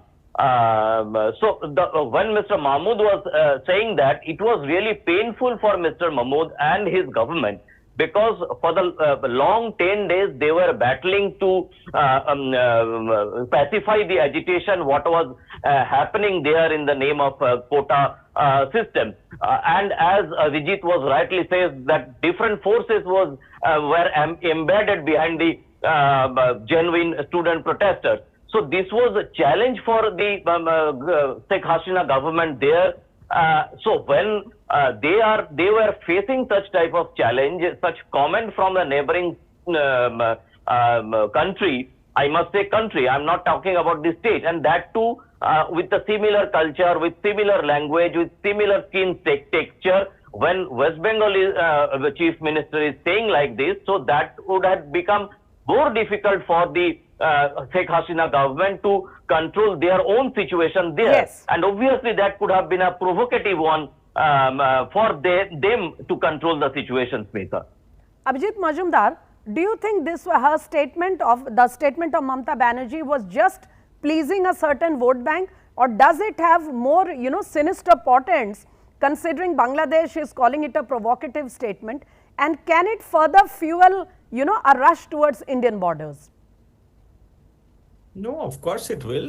Primarily, I would believe it's aimed at her vote bank. But you cannot rule out all sorts of interference that is happening already in Bangladesh. See, Bangladesh is one place where, at least on the surface, India and China are on the same page, both powers. It's a rare situation where India and China both want Hasina to stay, whereas US wants a regime change. And Hasina has actually, some time ago, said herself that, Western powers, hinting at the US and the CIA, that they are trying to create a Christian nation carved out of Manipur, parts of Myanmar, and Bangladesh. She didn't mention Manipur, but one assumes that the whole Chin cookie trouble that's happening in India, I mean that will also play a part. Now there are several agencies, forces at play in this kind of a situation. For Mamata Banerjee to say such a thing, it also gives a huge fillip to forces like Jamaat. Okay, here just a quick query here, Abhijit Majumdar. Do you also subscribe to the view that has been written and spoken by several commentators that the students are just a front and this entire agitation is actually a Remove Hasina campaign? There could be truth in it. But having said that, Hasina also, one must understand that she has, she is never shy of strong arm tactics. She doesn't operate like India. And I believe, again, this may not be politically correct to say, but each country has its own style of politics. You cannot sort of hold every country by the standards of Western liberal model of democracy. No, and point taken. We have seen what has happened with Iraq post Saddam, Libya post Gaddafi. But when we try to force a kind of political template onto a nation. So maybe Hasina is actually good for the country. And the way Afghanistan has gone, maybe there is a story behind that too. But very quickly, I want to come to Prasenjit Bakshi here. Prasenjit Bakshi, one thing that we must grant Sheikh Hasina is that she has never shied of cracking down on, the cutter, the fundamentalist elements in a country, though she had to face all kinds of situations for that. Seeing her record, do you think it is so difficult to crack down on these fundamentalist elements? I am talking in the context of West Bengal, where you are residing. Look, Smita, the problem is that one is the relationship between Bangladesh and India. That was really under question when Mamata Banerjee was making such type of a statement. But on the other side, I must say one more thing, that when Mamata is making such type of comments, then it is negatively affecting Sheikh Hasina government to crack down on the fundamentalist forces, because otherwise she was very, very firm and consistent to tackle the fundamentalist element within her country, and those fundamentalist forces are fomented by different, as Abhijit was saying, that by the different forces. So we must leave her alone to fight her battle. But the problem is that the way Mamata Banerjee made the comment, a large amount of people from Bangladesh, they started thinking about that somewhere India is getting involved in their internal politics and they are becoming anti-Indian. That was absolutely unbecoming, and that has happened due to the comment of Mamata Banerjee. Right. So that's one more aspect which has risen from this entire controversy. But so that is one more situation, you know, a possibility that is arising out of this not very pleasant development. But we do not have much time left with us. So I want to come to Abhijit Majumdar here. And Mr. Majumdar, since you mentioned how, you know, it's a unique situation where both India and China would like Sheikh Hasina to be at the helm in her country. But very recently, this very week, India has pipped China in one very important matter, and that is getting the operating rights of the Mongla port, which geopolitically, strategically is certainly a great, you know, a milestone for our relations. What would you say? Absolutely. I think, you know, Sheikh Hasina also cut short her trip to China by a day, either because of the protests or, you know, some people say that is, you know, she was disappointed with China's coldness in terms of loans and financial assistance. And Hasina also realizes that China is not a very reliable partner when it comes to financial assistance. Whichever economy China has touched with its generosity has absolutely imploded. So, you know, like Sri Lanka, several African countries. So Hasina is, you know, is wise in that there will always be a India versus China tension in Bangladesh and every other place in the neighborhood and increasingly in the wide world out there. But having said that, Mamata should have one very important thing is the fallout on India that could be, you know, that has been happening because of this very attitude. You know, we have seen Huji getting active. We have seen Holy Artisan Bakery terrorists coming in. We have seen so many arrests by NIA of sleeper cells which have come from Bangladesh. We have seen this year a crackdown on body traffickers who were trafficking in Rohingyas into India. India already, by the government's admission, has over 2 crore illegal Bangladeshis living here. Now, if Mamata is giving an open invitation, and I don't know how she is doing that, as Prashanjit rightly said, that, you know, this is, you know, if she on one hand says that BSF, it's the BSF's job and BSF should be handling it. On the other hand, she is saying that I am welcoming. Who are you to welcome? And if you are welcoming and if you are so confident, then you are actually letting in illegal immigrants into. You should be tried for that. The law should try her for that if that is true. So, and that even, you know, this year, Bangladeshi MP was murdered in Kolkata in New Town. His body was cut into small pieces. Boti karke udhar septic tank mein dal diya gaya. Is level ka infiltration, and, you know, it's a shocking situation. A state that has gone through the worst partition in history. Hardly people talk about it. Least of all the states. Intelligentsia and, you know, great intellectuals, they have also sort of, they hardly discuss it. But okay, just, I think, you know, why the national conscience has always been so vocal about the troubles, the pain, the struggles of people who came from the western border, but not the eastern border is a debate in itself. Maybe one of these days we will get together. Because on the western border there was there was a backlash. It was hit back. On the eastern border. It was a one-sided genocide. And when there was backlash in Bihar, in places in Bihar and in Kolkata, Gandhi sat on this thing, Anshan. Yes. So that is all a matter of you know, recorded information. But coming back to our topic of today, Prasenjit Bakshi, Abhijit Da just mentioned about the BSF. Not just the BSF, even other paramilitary CAPFs have been hobbled with the policies of the Mamata government in trying to, you know, carry on the duty that is assigned to them. Do you think the issue of control over infiltration is better now compared to the past few years? What is the status of things? Briefly. Look, Smita, I would like to point out one thing what Vijit mentioned, that this murder of the Awami League member of parliament in Kolkata, the way that has happened, the way the criminals of Bangladesh, they consider Kolkata as one of the safest place to carry out such type of a heinous crime.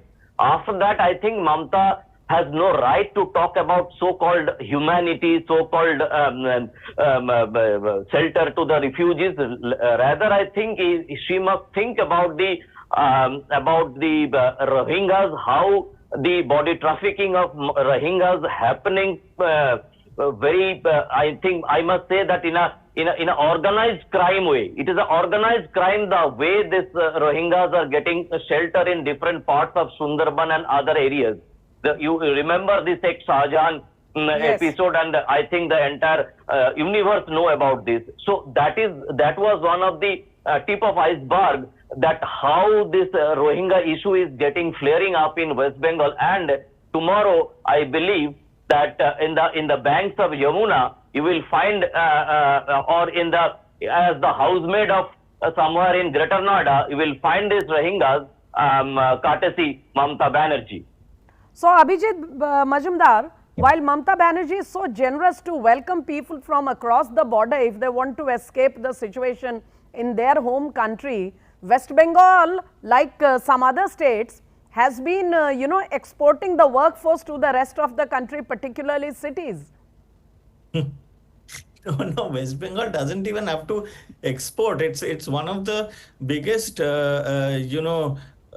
transit points of all sorts of things, not just illegal men and women. West Bengal, Assam, etc. All the trains going out from there all over India, they go out with proper documentation, Aadhaar, everything made for them. You and I or Prosenjit will not have the kind of documents that these guys have of India. They go out, arms go out. Yes, sir. Prosenjit, you were saying something. I would like to remind Avijit and Smita that even during those days of UPA government, when Left Front was here, all the terrorist activities, their SIM cards used to purchase from different places of Kolkata. We should not forget that it is happening since the left regime.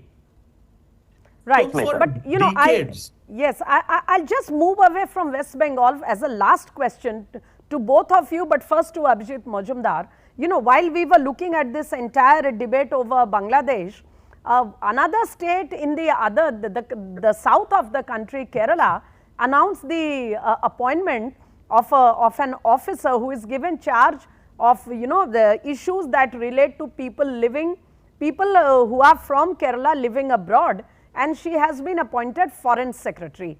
Now, isn't that another violation of the central schedule, considering whenever we tackle issues of people, whether on humanitarian basis or in times of crisis or hardships, shouldn't it be routed through Government of India? I mean, where are we heading? No, I think this also could be part of the toolkit, part of the whole template that is, there is no doubt about it. When Kamala Harris and Rahul Gandhi speak the same language, there are much larger forces at play. If you listen to some of Mamata's recent speeches, she says that I always want the relationship between India and Bengal to be very good, excellent. Relationship between, what is the relationship between Bengal and India? How can there be a relationship between Meaning my right hand and Bengal is a sovereign unit. Yeah. So it is, somebody, a larger force, this is my belief, it may be wrong, but a larger force could be infiltrating our opposition parties. Right. And trying to basically dilute India's integrity, sovereignty, and trying to make, the ultimate aim is balkanization. That each state point demands... taken, Abhijit Majumdar, but I'm afraid that's all the time we had. I'll have to put a stop on this conversation for today. But both of you guests, Abhijit and Prosenjit Da, have raised some very pertinent questions, and we'll get back to them one of these days again. But for this evening, thank you very much, Abhijit Majumdar, for telling us so candidly how you look at this entire situation. And Prosenjit Bakshi, our colleague from Kolkata, Thank you for joining. Thank you so much. Thank you. Thank you. So viewers, from what our guests have explained, it seems this situation may not just be a simple violation of a constitutional norm or an overreach. It might have deeper portents, and perhaps there are players involved who are not residing in Indian soil. Now that is a lot of food for thought. So we'll make it a wrap up on Media Scan for this weekend, but do join us next weekend with another subject of national importance. Till then, namaskar.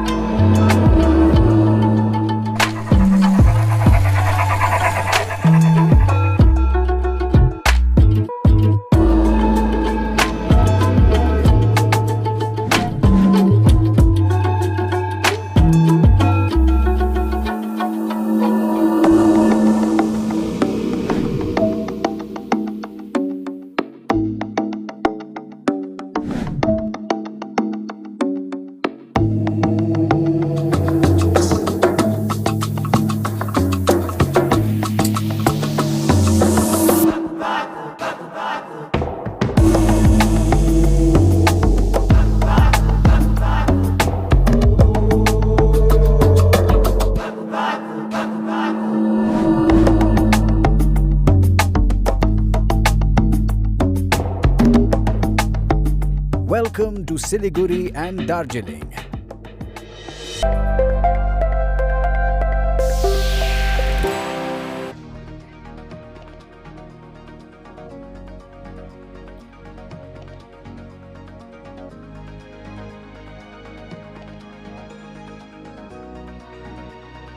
Live from New Delhi, you're watching DD India Live, India's voice to the world. I'm Munmin Bhattacharya, coming up in the next 30 minutes. Indian shooter Manu Bakar wins bronze in 10-meter air pistol in Paris Olympics, becomes the first Indian shooter to achieve the feat. India's External Affairs Minister Dr. S. Jaishankar meets Antony Blinken in Tokyo, stage set for Quad Foreign Ministers meeting on Monday.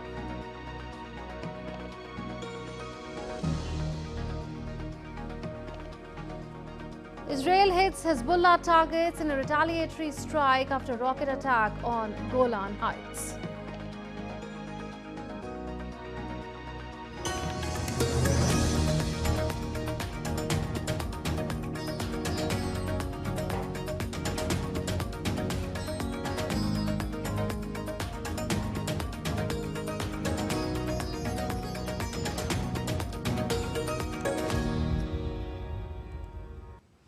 Manu Bakar has won a bronze medal in Paris in the 10 meters air pistol event, and before scripting history, she had already created a record by becoming the first Indian woman shooter to reach an Olympic final. Let's learn more about India's shooting sensation, Manu Bakar. India's ace shooter Manu Bakar, who hails from Haryana, created record at Paris Olympics 2024. Manu Bakar becomes the first Indian woman to win a bronze medal in women's 10-meter air pistol event at the Paris Olympics 2024. Manu not only became the first Indian female shooter to reach an Olympic final in an individual event in last 20 years, but also became the first Indian woman to qualify for 10-meter air pistol women's final round at any Olympics. On day 1 of Paris Olympics 2024, 22 years old Manu Bhaker scored 580 to secure the third position in qualification round. As a renowned shooter who's gained global recognition for her achievements from a young age, Bhaker appeared resolute in leaving the Tokyo memories behind and delivering a strong qualification performance. Born in Jhajjar, Manu Bhaker took to sports like tennis, skating and boxing in school. But at the age of 14, Manu showed her interest in shooting. And at the 2017 edition of the National Shooting Championship, Manu shot a record score of 242.3 to win 10-meter air pistol finale. Manu then added a silver medal at the 2017 Asian Junior Championships. After that, Manu broke junior world record in qualification rounds to sail into women's 10-meter air pistol final. And at the age of 16, Manu also became the youngest Indian to win a gold medal at an ISSF World Cup. Moving on to the year 2018 Commonwealth Games, Manu shot a new games record to clinch women's 10-meter air pistol gold. And at 2018 Youth Olympic Games, Manu became the first Indian shooter and first female athlete from the country to win gold at the Youth Olympics. Since then, there has been no looking back for the ace champion who kept creating new records. However, luck was not there at Manu's side in Tokyo Olympics, but Paris Olympics is definitely a new dawn for ace shooter Manu Bhaker. Sports Desk, DD India. And our correspondent Narayan Singh is joining us live from Paris now. Narayan, Manu Bhaker has got India its first medal in the Paris Olympics. India sent its strongest shooting contingent to Olympics this time. A good start for India, would you say? Definitely a fantastic start for India at the Paris game. And we were hoping yesterday only the way she performed in the qualification, she was looking confident, composed, and we were assured that she will get a medal in the finals today, and exactly she has done that thing. And we know that what kind of talent Manu Bhaker is. Last time around, India also fielded a strong contingent in the Tokyo Games, but somehow couldn't win a medal there. But this time around, the National Rifle Association of India, SAI, and the Government of India, all we can say that removed all the drawbacks of the last time, and we can say that one of the best shooting contingent we have, and Manu Bhaker is one of the most talented shooter of this generation. And we know that through her consistency, she won medal at the World Championship, World Cup, Commonwealth Games, Asian Games, and finally this medal was missing from her trophy cabinet, and definitely she won that medal and proved that she is one of the best shooter of this generation. And also she became the first female after 20 years to win a, we can say that to be there in the finals, and the first female shooter to win a medal at the Olympics. So all in all, a big achievement for India here at the Olympic Games. Narayan, have Indian sports schemes such as stops helped Indian players improve their chances in the Olympics, and is what we are seeing today a consequence of that? Definitely, we can say that success is contagious, and when one player wins a medal, actually other players, not only in shooting and the other disciplines, also get inspired by that thing, and definitely it will act as a morale booster and catalyst in the Indian campaign here at the Paris Games. And in the coming tomorrow also medal rounds are there in the shooting, where in the rifle shooting Ramita will be there, in men's category one more shooter will be there, or also we can see in the evening today the quarterfinals of the archery event is there, where Deepika Ankita Bhagat is there. So we are hoping that the winning momentum will continue, and our Indian players will just break the record of the last time. Last time in the Tokyo Olympics, Indian athletes won 7 medals. It was the best ever performance of the Indian contingent at any Olympics. And but this time around, the way they were supported by the government, they were encouraged by the federation, and the kind of hard work our athletes have done, we are hoping that they will do. And actually what really happened in India is that in the past there was no seriousness about the, we can say that this sports in India. But when PM Modi came, when he bought the schemes like Khelo India, for the grassroots level schemes like Khelo India, it helped all the athletes immensely. If you talk about Manu Bakar, she is also came from the Khelo India. In 2018, when it was the first edition of the Khelo India Games, Manu Bakar won the gold medal in that competition by a national record. And when during her interaction with the PM Modi, she also mentioned the importance of such schemes like Khelo India. She told PM that by these schemes, the athletes are getting all the basic needs they want, and the next level of this Khelo India is the tops, where the Olympians, the target Olympic podium scheme, where the elite athletes are funded, they get foreign exposure, they get equipments, they get, we can say, servicing of their equipments, and many more things they get. So all in all, we can say that the kind of environment right now in India, we are hoping that this winning momentum will continue. Absolutely. It's just day 2, and if we talk of India's performance on day 2, from boxing to table tennis, how has India done all in all today? A fantastic day for India. We can say that a fabulous day. The way day has started. We said Srija Akula won in the round of 64. She entered the round of 32. PV Sindhu won her match. And after that, Manika Batra in round, she also booked her berth in the round of 32. And after that, the way Manu Bakar won the first medal for India here at the Paris Games, definitely we can say that is a morale boosting. And earlier, Ramita, the way she entered in the finals of the 10-meter air rifle event. So all in all, a fantastic day for India, and this medal of Manu Bakar definitely just we can say that reignited the passion in the Indian campaign, and definitely it will also, we can say that just motivate the other athletes to give their best here at the coveted games, because Olympics, we know that it's the dream of every athlete to win a medal here, and our athletes are looking motivated, confident, and they are very cool and composed. And we can say that because of the all the stakeholders are coming under one umbrella to push India as a sporting nation. This is helping a lot, and we see that whenever our athletes are going to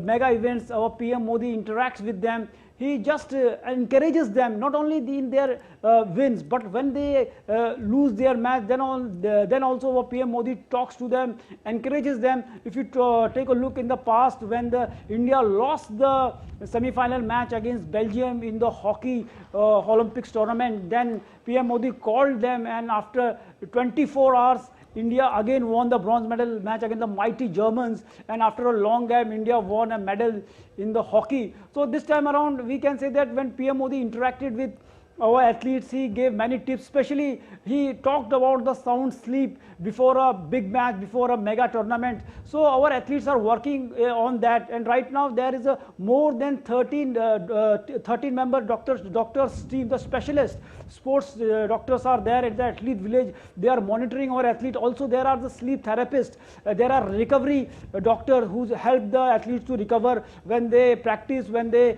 come after winning their or playing their matches. So all in all, a concrete effect of we can say that are placed here at the Paris Olympics for our athletes. We leave it at that. Narayan reporting from Paris. So Manu Bakar has won a bronze medal in Paris in the 10 meters air pistol event, and before scripting history, she had already created a record by becoming the first Indian woman shooter to reach an Olympic final. So that's about Manu Bakar. Let's move on now to some more stories. India's ace shooter Manu Bakar creates history at Paris Olympics 2024, bagging a coveted bronze medal. With this, Manu not only ended India's wait for witnessing a medal in 10-meter air rifle, but also successfully became the first Indian woman to clinch an Olympic medal in the sport of shooting. Manu shot 221.7 in the final event. After winning the medal, bronze medalist Manu Bakar said that personally for her the feeling is surreal. President of India Draupadi Murmu congratulated the shooter on the historic victory. She said, Heartiest congratulations to Manu Bhaker for opening India's medal tally with her bronze medal in 10-meter air pistol shooting event at the Paris Olympics. She is the first Indian woman to win an Olympic medal in a shooting competition. India is proud of Manu Bhaker. Her feat is going to inspire many sportspersons, especially women. I wish she scales greater heights of accomplishment in the future.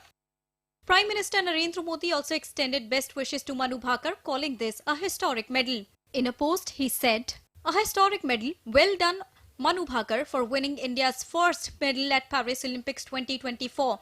Congratulations for the bronze. This success is even more special as she becomes the first woman to win a medal in shooting for India. An incredible achievement. Cheer for Bharat." Union Home Minister Amit Shah tweeted, "Kudos to Manu Bhaker on winning the first medal in Paris Olympics 2024 by bringing home the bronze. You have sent a wave of euphoria across the nation with your stellar performance. The nation swells in pride at your achievement."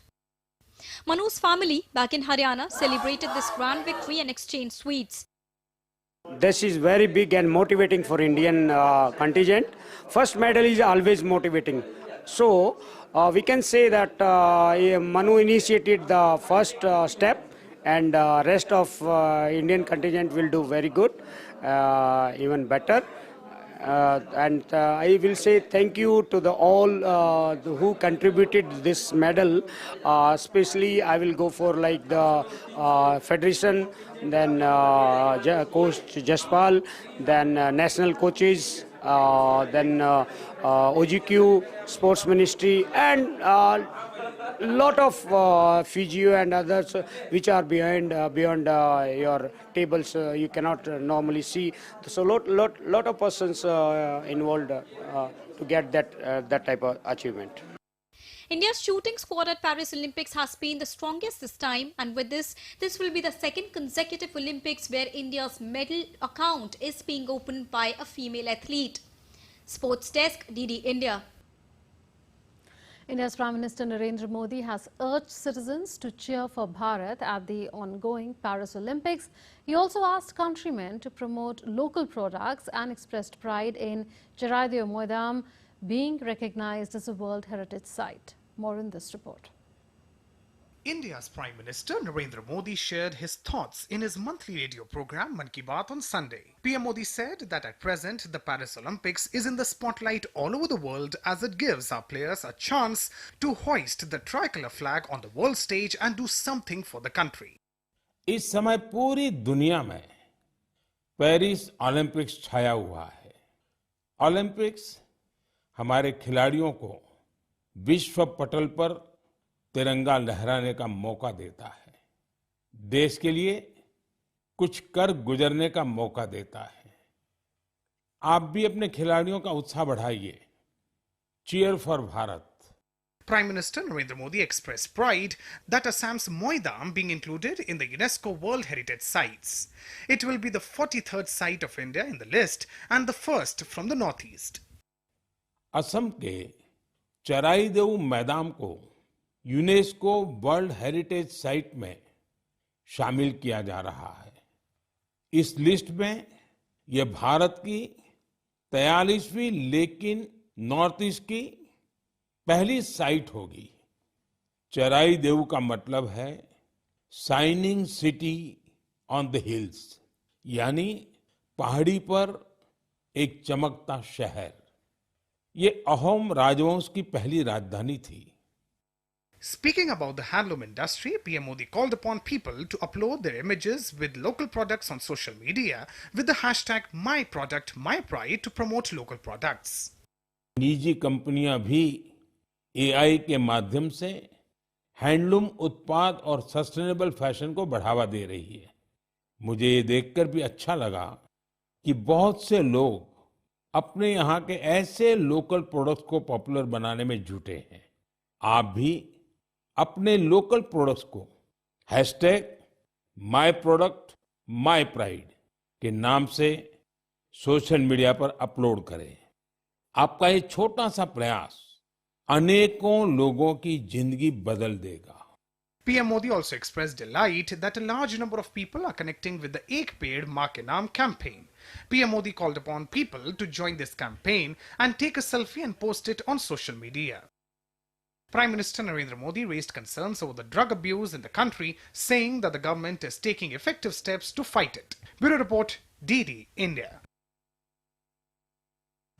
India's External Affairs Minister Dr. S. Jaishankar arrived in Japan on a 3-day visit to attend a foreign ministerial meeting of the four-nation grouping Quad, comprising India, United States, Japan and Australia.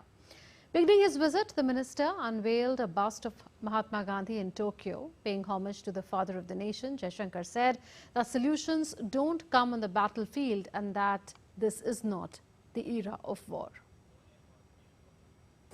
I would say today, at a time when we are seeing so much conflict in the world, so much tension, so much polarization, so much bloodshed, it's very important that Gandhiji's message was that solutions do not come from a battlefield, that no era should be an era of war.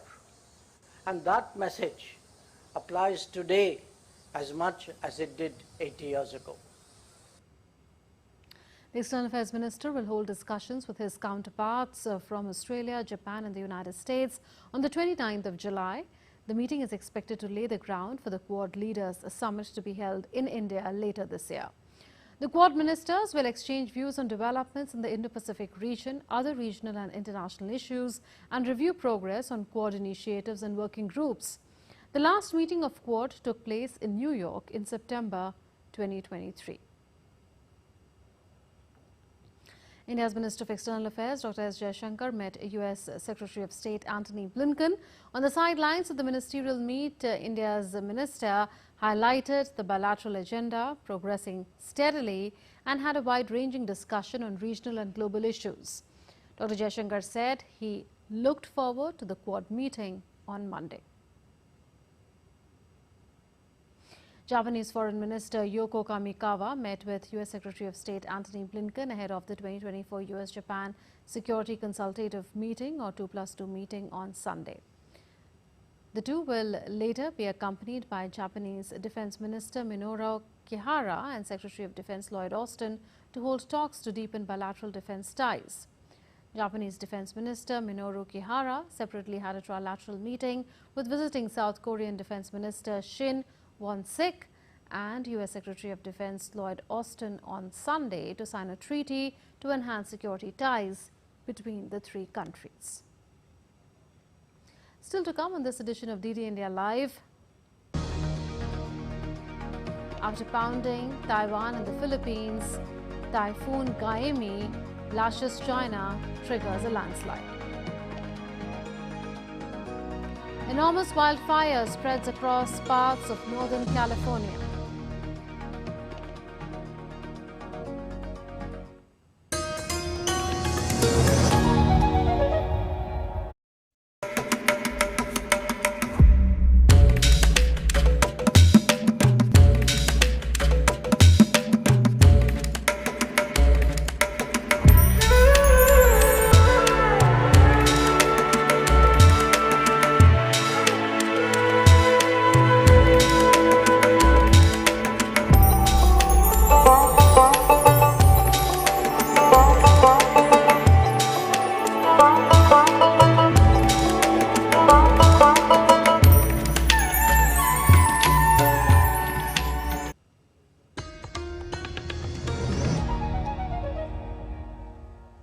Welcome back. You're watching DD India Live with me, Munmun Bhattacharya.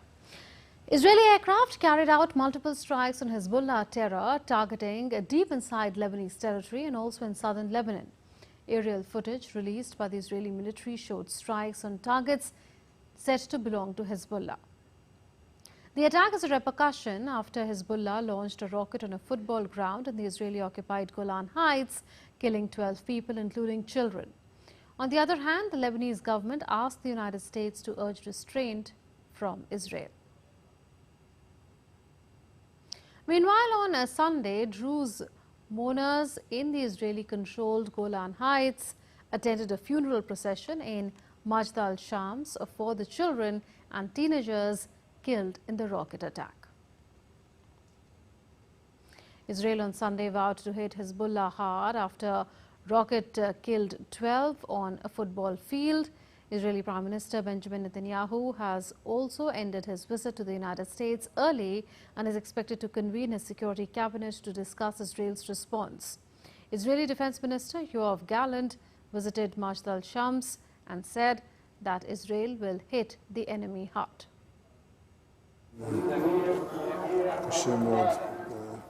Please send the families on my behalf and on the behalf of the security system our empathy in this difficult incident. It's an awful tragedy, innocent boys and girls. It's just heartbreaking.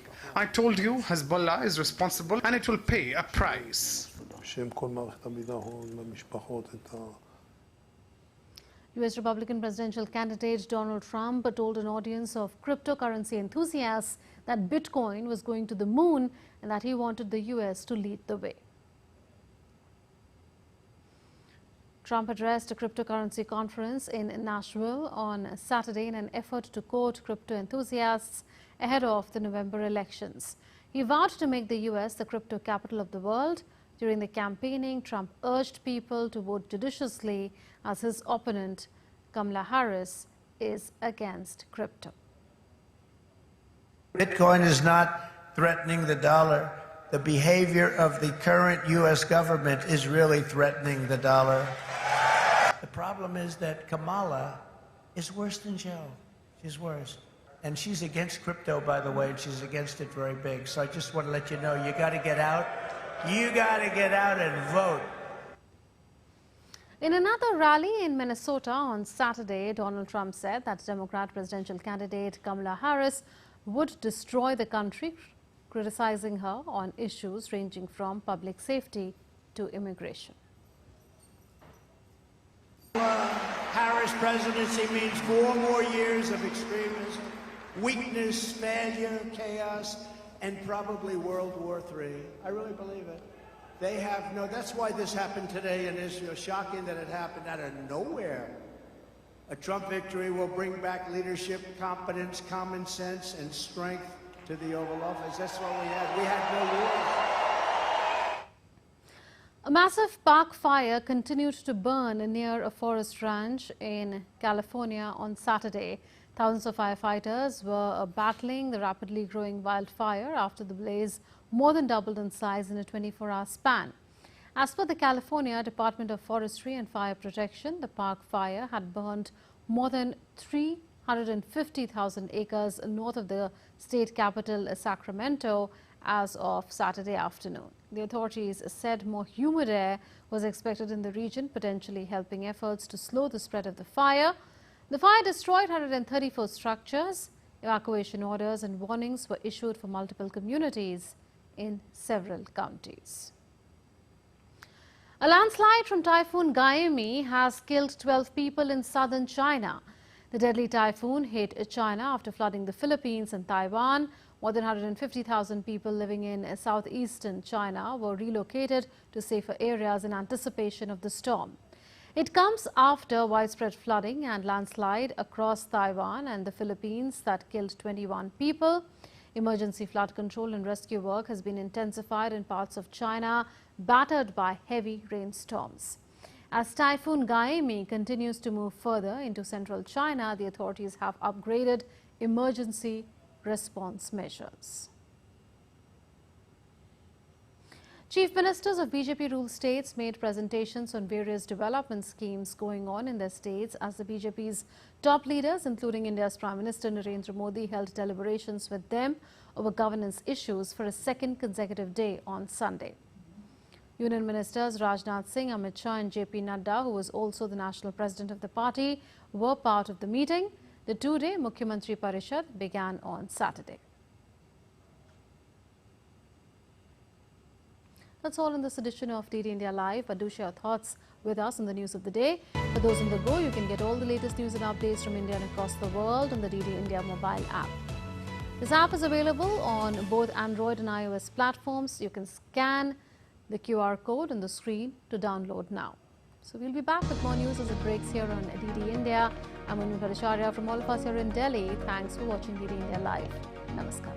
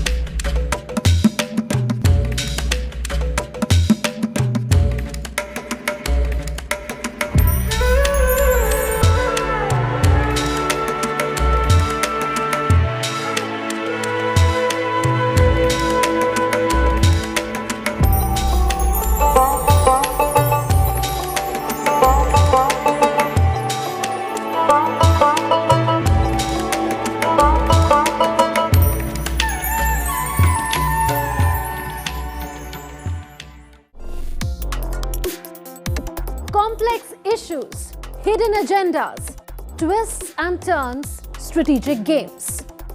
We think all dots are linked, we just need to connect them. Join me every week as I connect the dots to unravel hidden designs in statecraft, mysteries, and decode issues that matter to you. Watch Connecting the Dots with me at these times on DD India.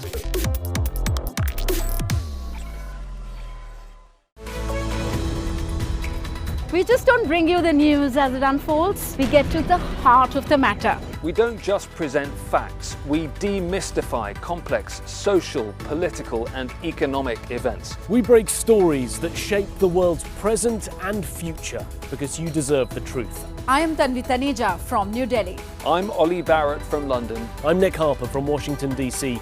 Join us on DD India Global Monday to Friday at these times.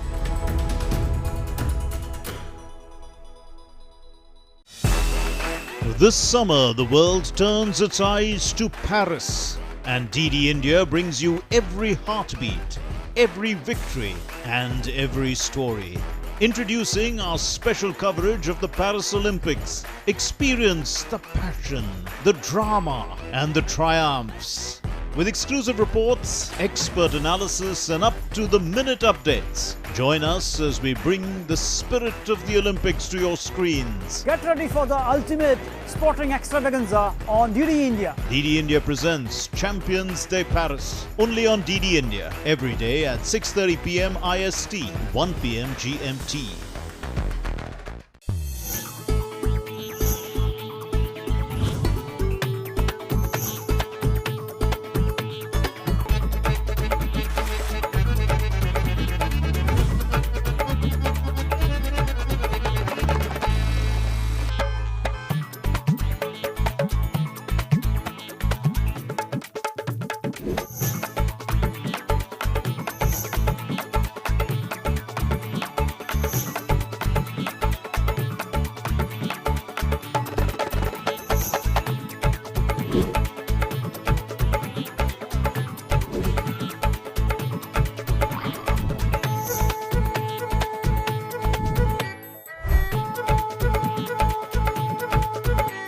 Welcome to Jaipur.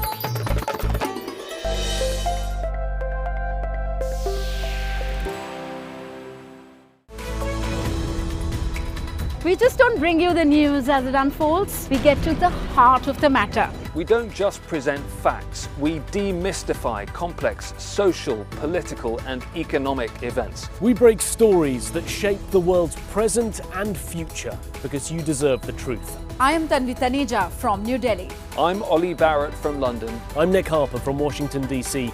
Join us on DD India Global Monday to Friday at these times.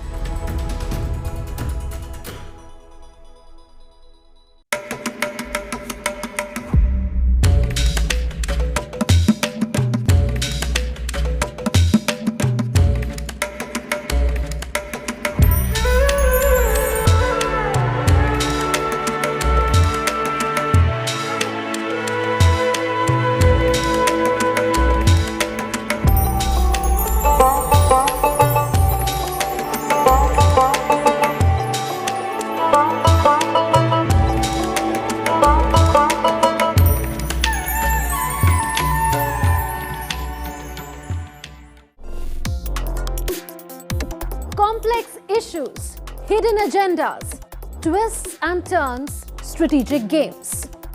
We think all dots are linked, we just need to connect them.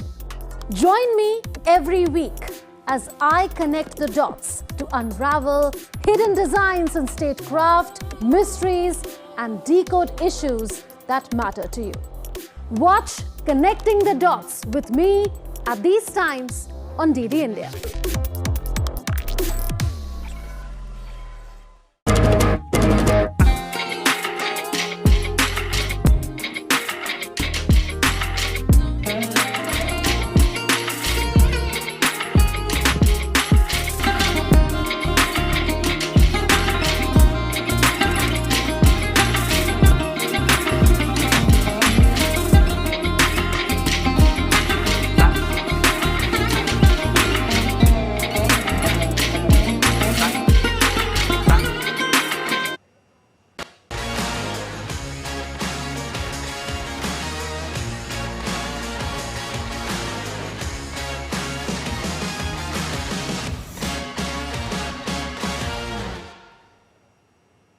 Hello and welcome to a special broadcast called Champions of Paris, which is Champions of Paris. And in the name of Manu Bhaker, we've got the first champion from India. So in the next half an hour, we'll get you all the latest update related to Paris Olympics, how India has been progressing in most of the sporting disciplines today, how day 2 has been really wonderful with India opening its medal account with Manu Bhaker bagging a bronze medal, which is also a very first by a woman in the sport of shooting. So we'll get you all the live updates along with live inputs from Paris and the residents of Manu Bhaker. Let's get started.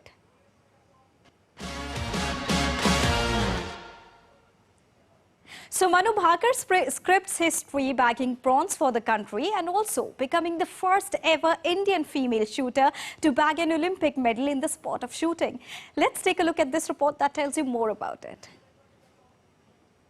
India's ace shooter Manu Bhaker creates history at Paris Olympics 2024, bagging a coveted bronze medal.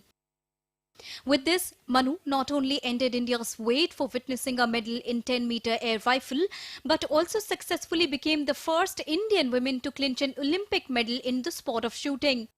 Manu shot 221.7 in the final event. After winning the medal, bronze medalist Manu Bhaker said that personally for her the feeling is surreal. President of India Draupadi Murmu congratulated the shooter on the historic victory.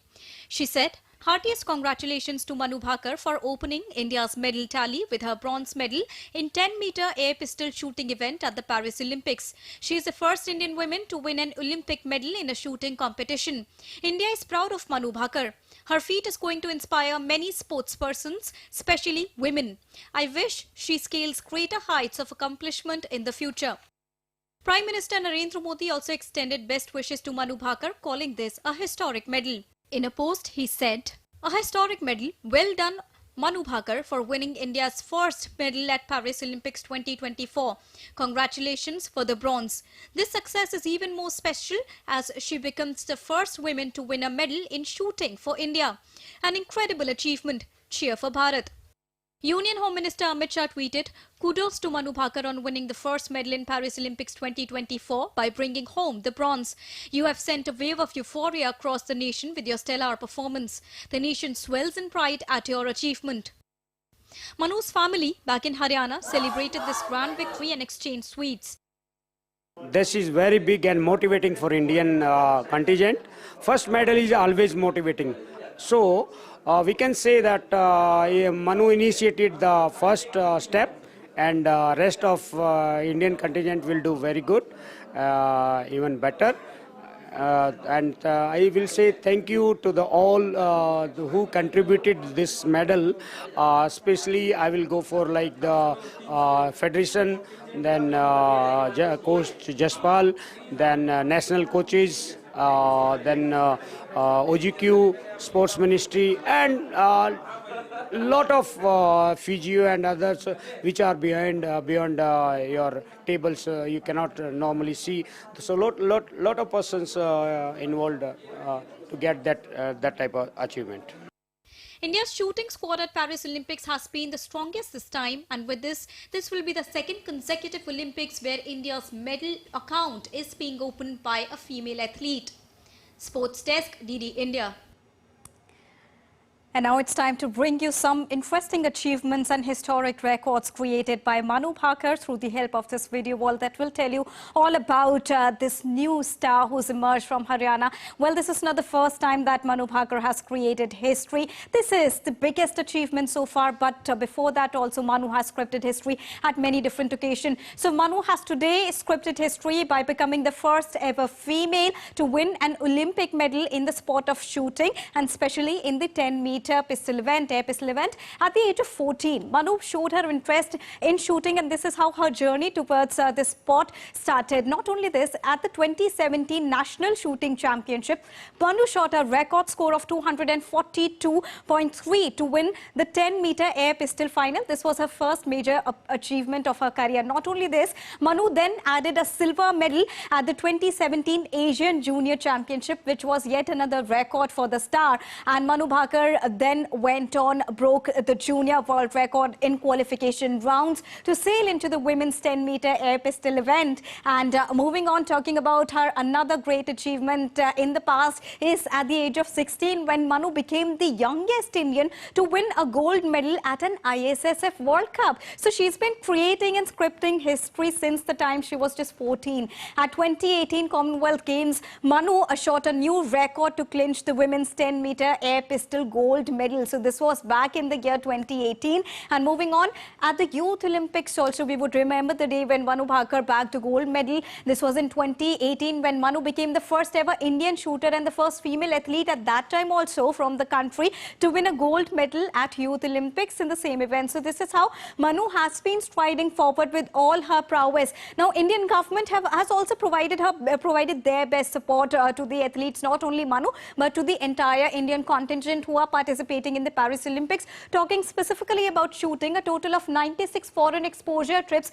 and 45 national camps have been supported by the Ministry of Youth Affairs and Sports along with Sports Authority of India to the entire contingent of shooting. And the government has also provided a total funding of 60.2 crore rupees to the entire shooting Olympic-bound contingent at this event. So this is how the government has also played a key role in this entire event when we talk about Manu Bhaker and how they have supported the entire Indian contingent. And now to talk more about this, I'm joined by Narayan Singh, who would be joining us from Paris, and I would also be joined by Gaurav Kumar, who would be joining us from Haryana, where Manu Bhaker lives. So let's quickly get in touch also with them and understand how are they celebrating this historic moment. Gaurav, you are there with Manu's mother. How excited are they? This is indeed a moment of pride when we talk about it, because Manu is the first female shooter to bag this achievement when we talk about India at the Paris Olympics. Gaurav. Well, Deepika, it's a jubilant time for all the Indian fans, and as all the Indian fans are enjoying, we are here at Manu Bhaker's residence, and with me, the proud mother of a shooter is here. Let's talk to her and try to know that how they are now going to enjoy this victory. सबसे पहले आपसे किस तरह से ये जब जीत की खबर आई, जब ब्रॉन्ज मेडल की खबर आई, तो फर्स्ट रिएक्शन क्या था आपका? मैं बैठी बैठी डायरी में अपने मन के विचारों को लिखती जा रही थी, तब मेरी सोसाइटी में जो एक हमारा ग्रुप है, उन सोसाइटी के परिवारजनों ने मुझे मैसेज डाला, और तुरंत जैसे मेरे पति थोड़ा सा भक्ति कर रहे थे भगवान के, मैंने बोला कि मनु ने ब्रोंज हासिल कर लिया है, आप आ जाओ। तो आए, फिर डोरबेल बजनी तब से शुरू हो गई थी। तो तब से आप लोगों का प्यार, मेरी सोसाइटी में जितने भी मेरा परिवार है, उन सब का प्यार देख के मैं मेरे प्यार को, मेरी खुशी को तो मैं भूल ही गई हूँ। आप लोगों के कोई खुश होते हुए देख के मैं इतना और खुश होते जा रही, पता ही नहीं, मैं बता ही नहीं पा रही हूँ। अच्छा, कैसा जो पिछली रात थी वो उसमें उस समय क्या दिमाग में चल रहा था, और बेटी से अगर बात हुई थी तो क्या कुछ आपने अपनी बेटी को बोला, कैसे उसका हौसले को बढ़ाए रखा? क्योंकि खेल की बात करेंगे तो कहीं ना कहीं फिर दबाव आएगा, तो क्या खेलों से हट करके कुछ बात की थी? ट्रायल्स के समय में, जैसे अभी ट्रायल्स थी, ओलंपिक ट्रायल्स थी, 8 ट्रायल्स मनु की हुई थी, तो जसपाल सर और हम तीनों ही साथ में रहते थे, तो सर ने जो मनु को मोटिवेट किया है ना इन दौरान, तो वो उसको देख के ना मुझे ये लगा कि अब मेरी ज़रूरत है नहीं शायद मनु को, क्योंकि वो मेरी तरह हर एक छोटी छोटी चीज़ों का, अब ये खाओ, अब ये करो, अब वो तुम चलो, अभी तुम शॉपिंग करने जाओ, अब ये खरीदो, मतलब हर चीज़ें मनु को वो दिखा रहे हैं, बता रहे हैं। तो मुझे इतनी खुशी सी हो रही है कि मतलब एक कोच इतना भी अपने बच्चे के लिए करते हैं, अपने मतलब अपने बच्चे की तरह अपनी बेटी को रख रहे हैं, मनु को रख रहे हैं, तो इससे बड़ी खुशी और मेरे लिए क्या हो सकती है? Talking about her daughter's achievement. Well, yes, Deepika, and that what all the sentiments are coming out over here, and she knows that how she has built up her daughter in a very good manner, and she always with her in all the ways, whether was a struggling days for Manu, she was there all the time, standing with her. And we've seen the results today. Thank you so much, Gaurav, for joining us and bringing us that exclusive conversation with her mother. Thanks a ton, Gaurav, for that.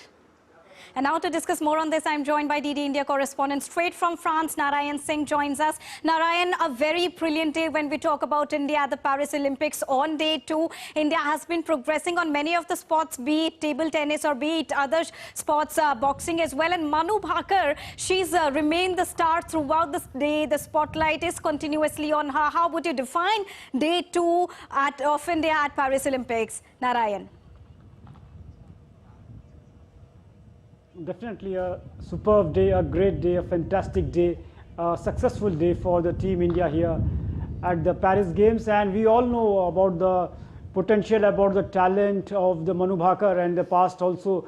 We know that what kind of performance she has delivered, and she won medal. Every medal she can win, whether it's a World Championship, Asian Game, World Cup, or the Commonwealth Game, but this medal was missing from her cabinet, and finally she also won an Olympic medal. So nothing can be bigger than this, winning a medal at this stage at the Olympics. And we know that before yesterday also, the kind of performance she delivered in the qualification, she was looking cool, calm and confident, and she carried that form in the finals also. At one point of time, we were hoping that she would be there for the gold or silver, but somehow she missed that thing by a whisker.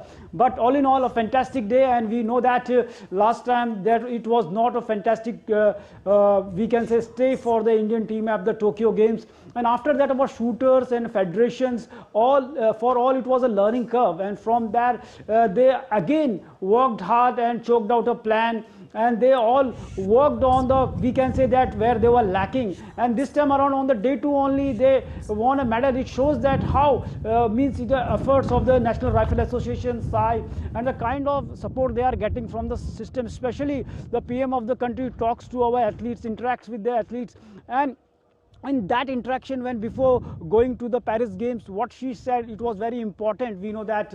So all in all, we can say that all the factors came into play when our athletes are winning medal. When she talked to the PM Modi during the interaction, right, she told that it was the Khelo India Games. Because of that, she got an opportunity, and right now she is capturing that opportunity here, and she won the medal for India. And also the tips given by the Prime Minister of India to athletes, they were fantastic. PM Modi told about small things like sound sleep. So our athletes are working on that, and there is a team of the doctors, 13-member doctors team is there, a sleep therapist is there, recovery doctors are there, medical experts are there, nutritionists are there, conditioning experts are there. So all in all, we can say that the success is a concrete effort of all the stakeholders. All right, thank you so much, Narayan, for joining us and bringing us a rounded perspective. And as you heard our correspondent Narayan talking about government support, let's also take a look at this conversation where Manu Bhaker earlier praised government support in her conversation with Prime Minister Narendra Modi.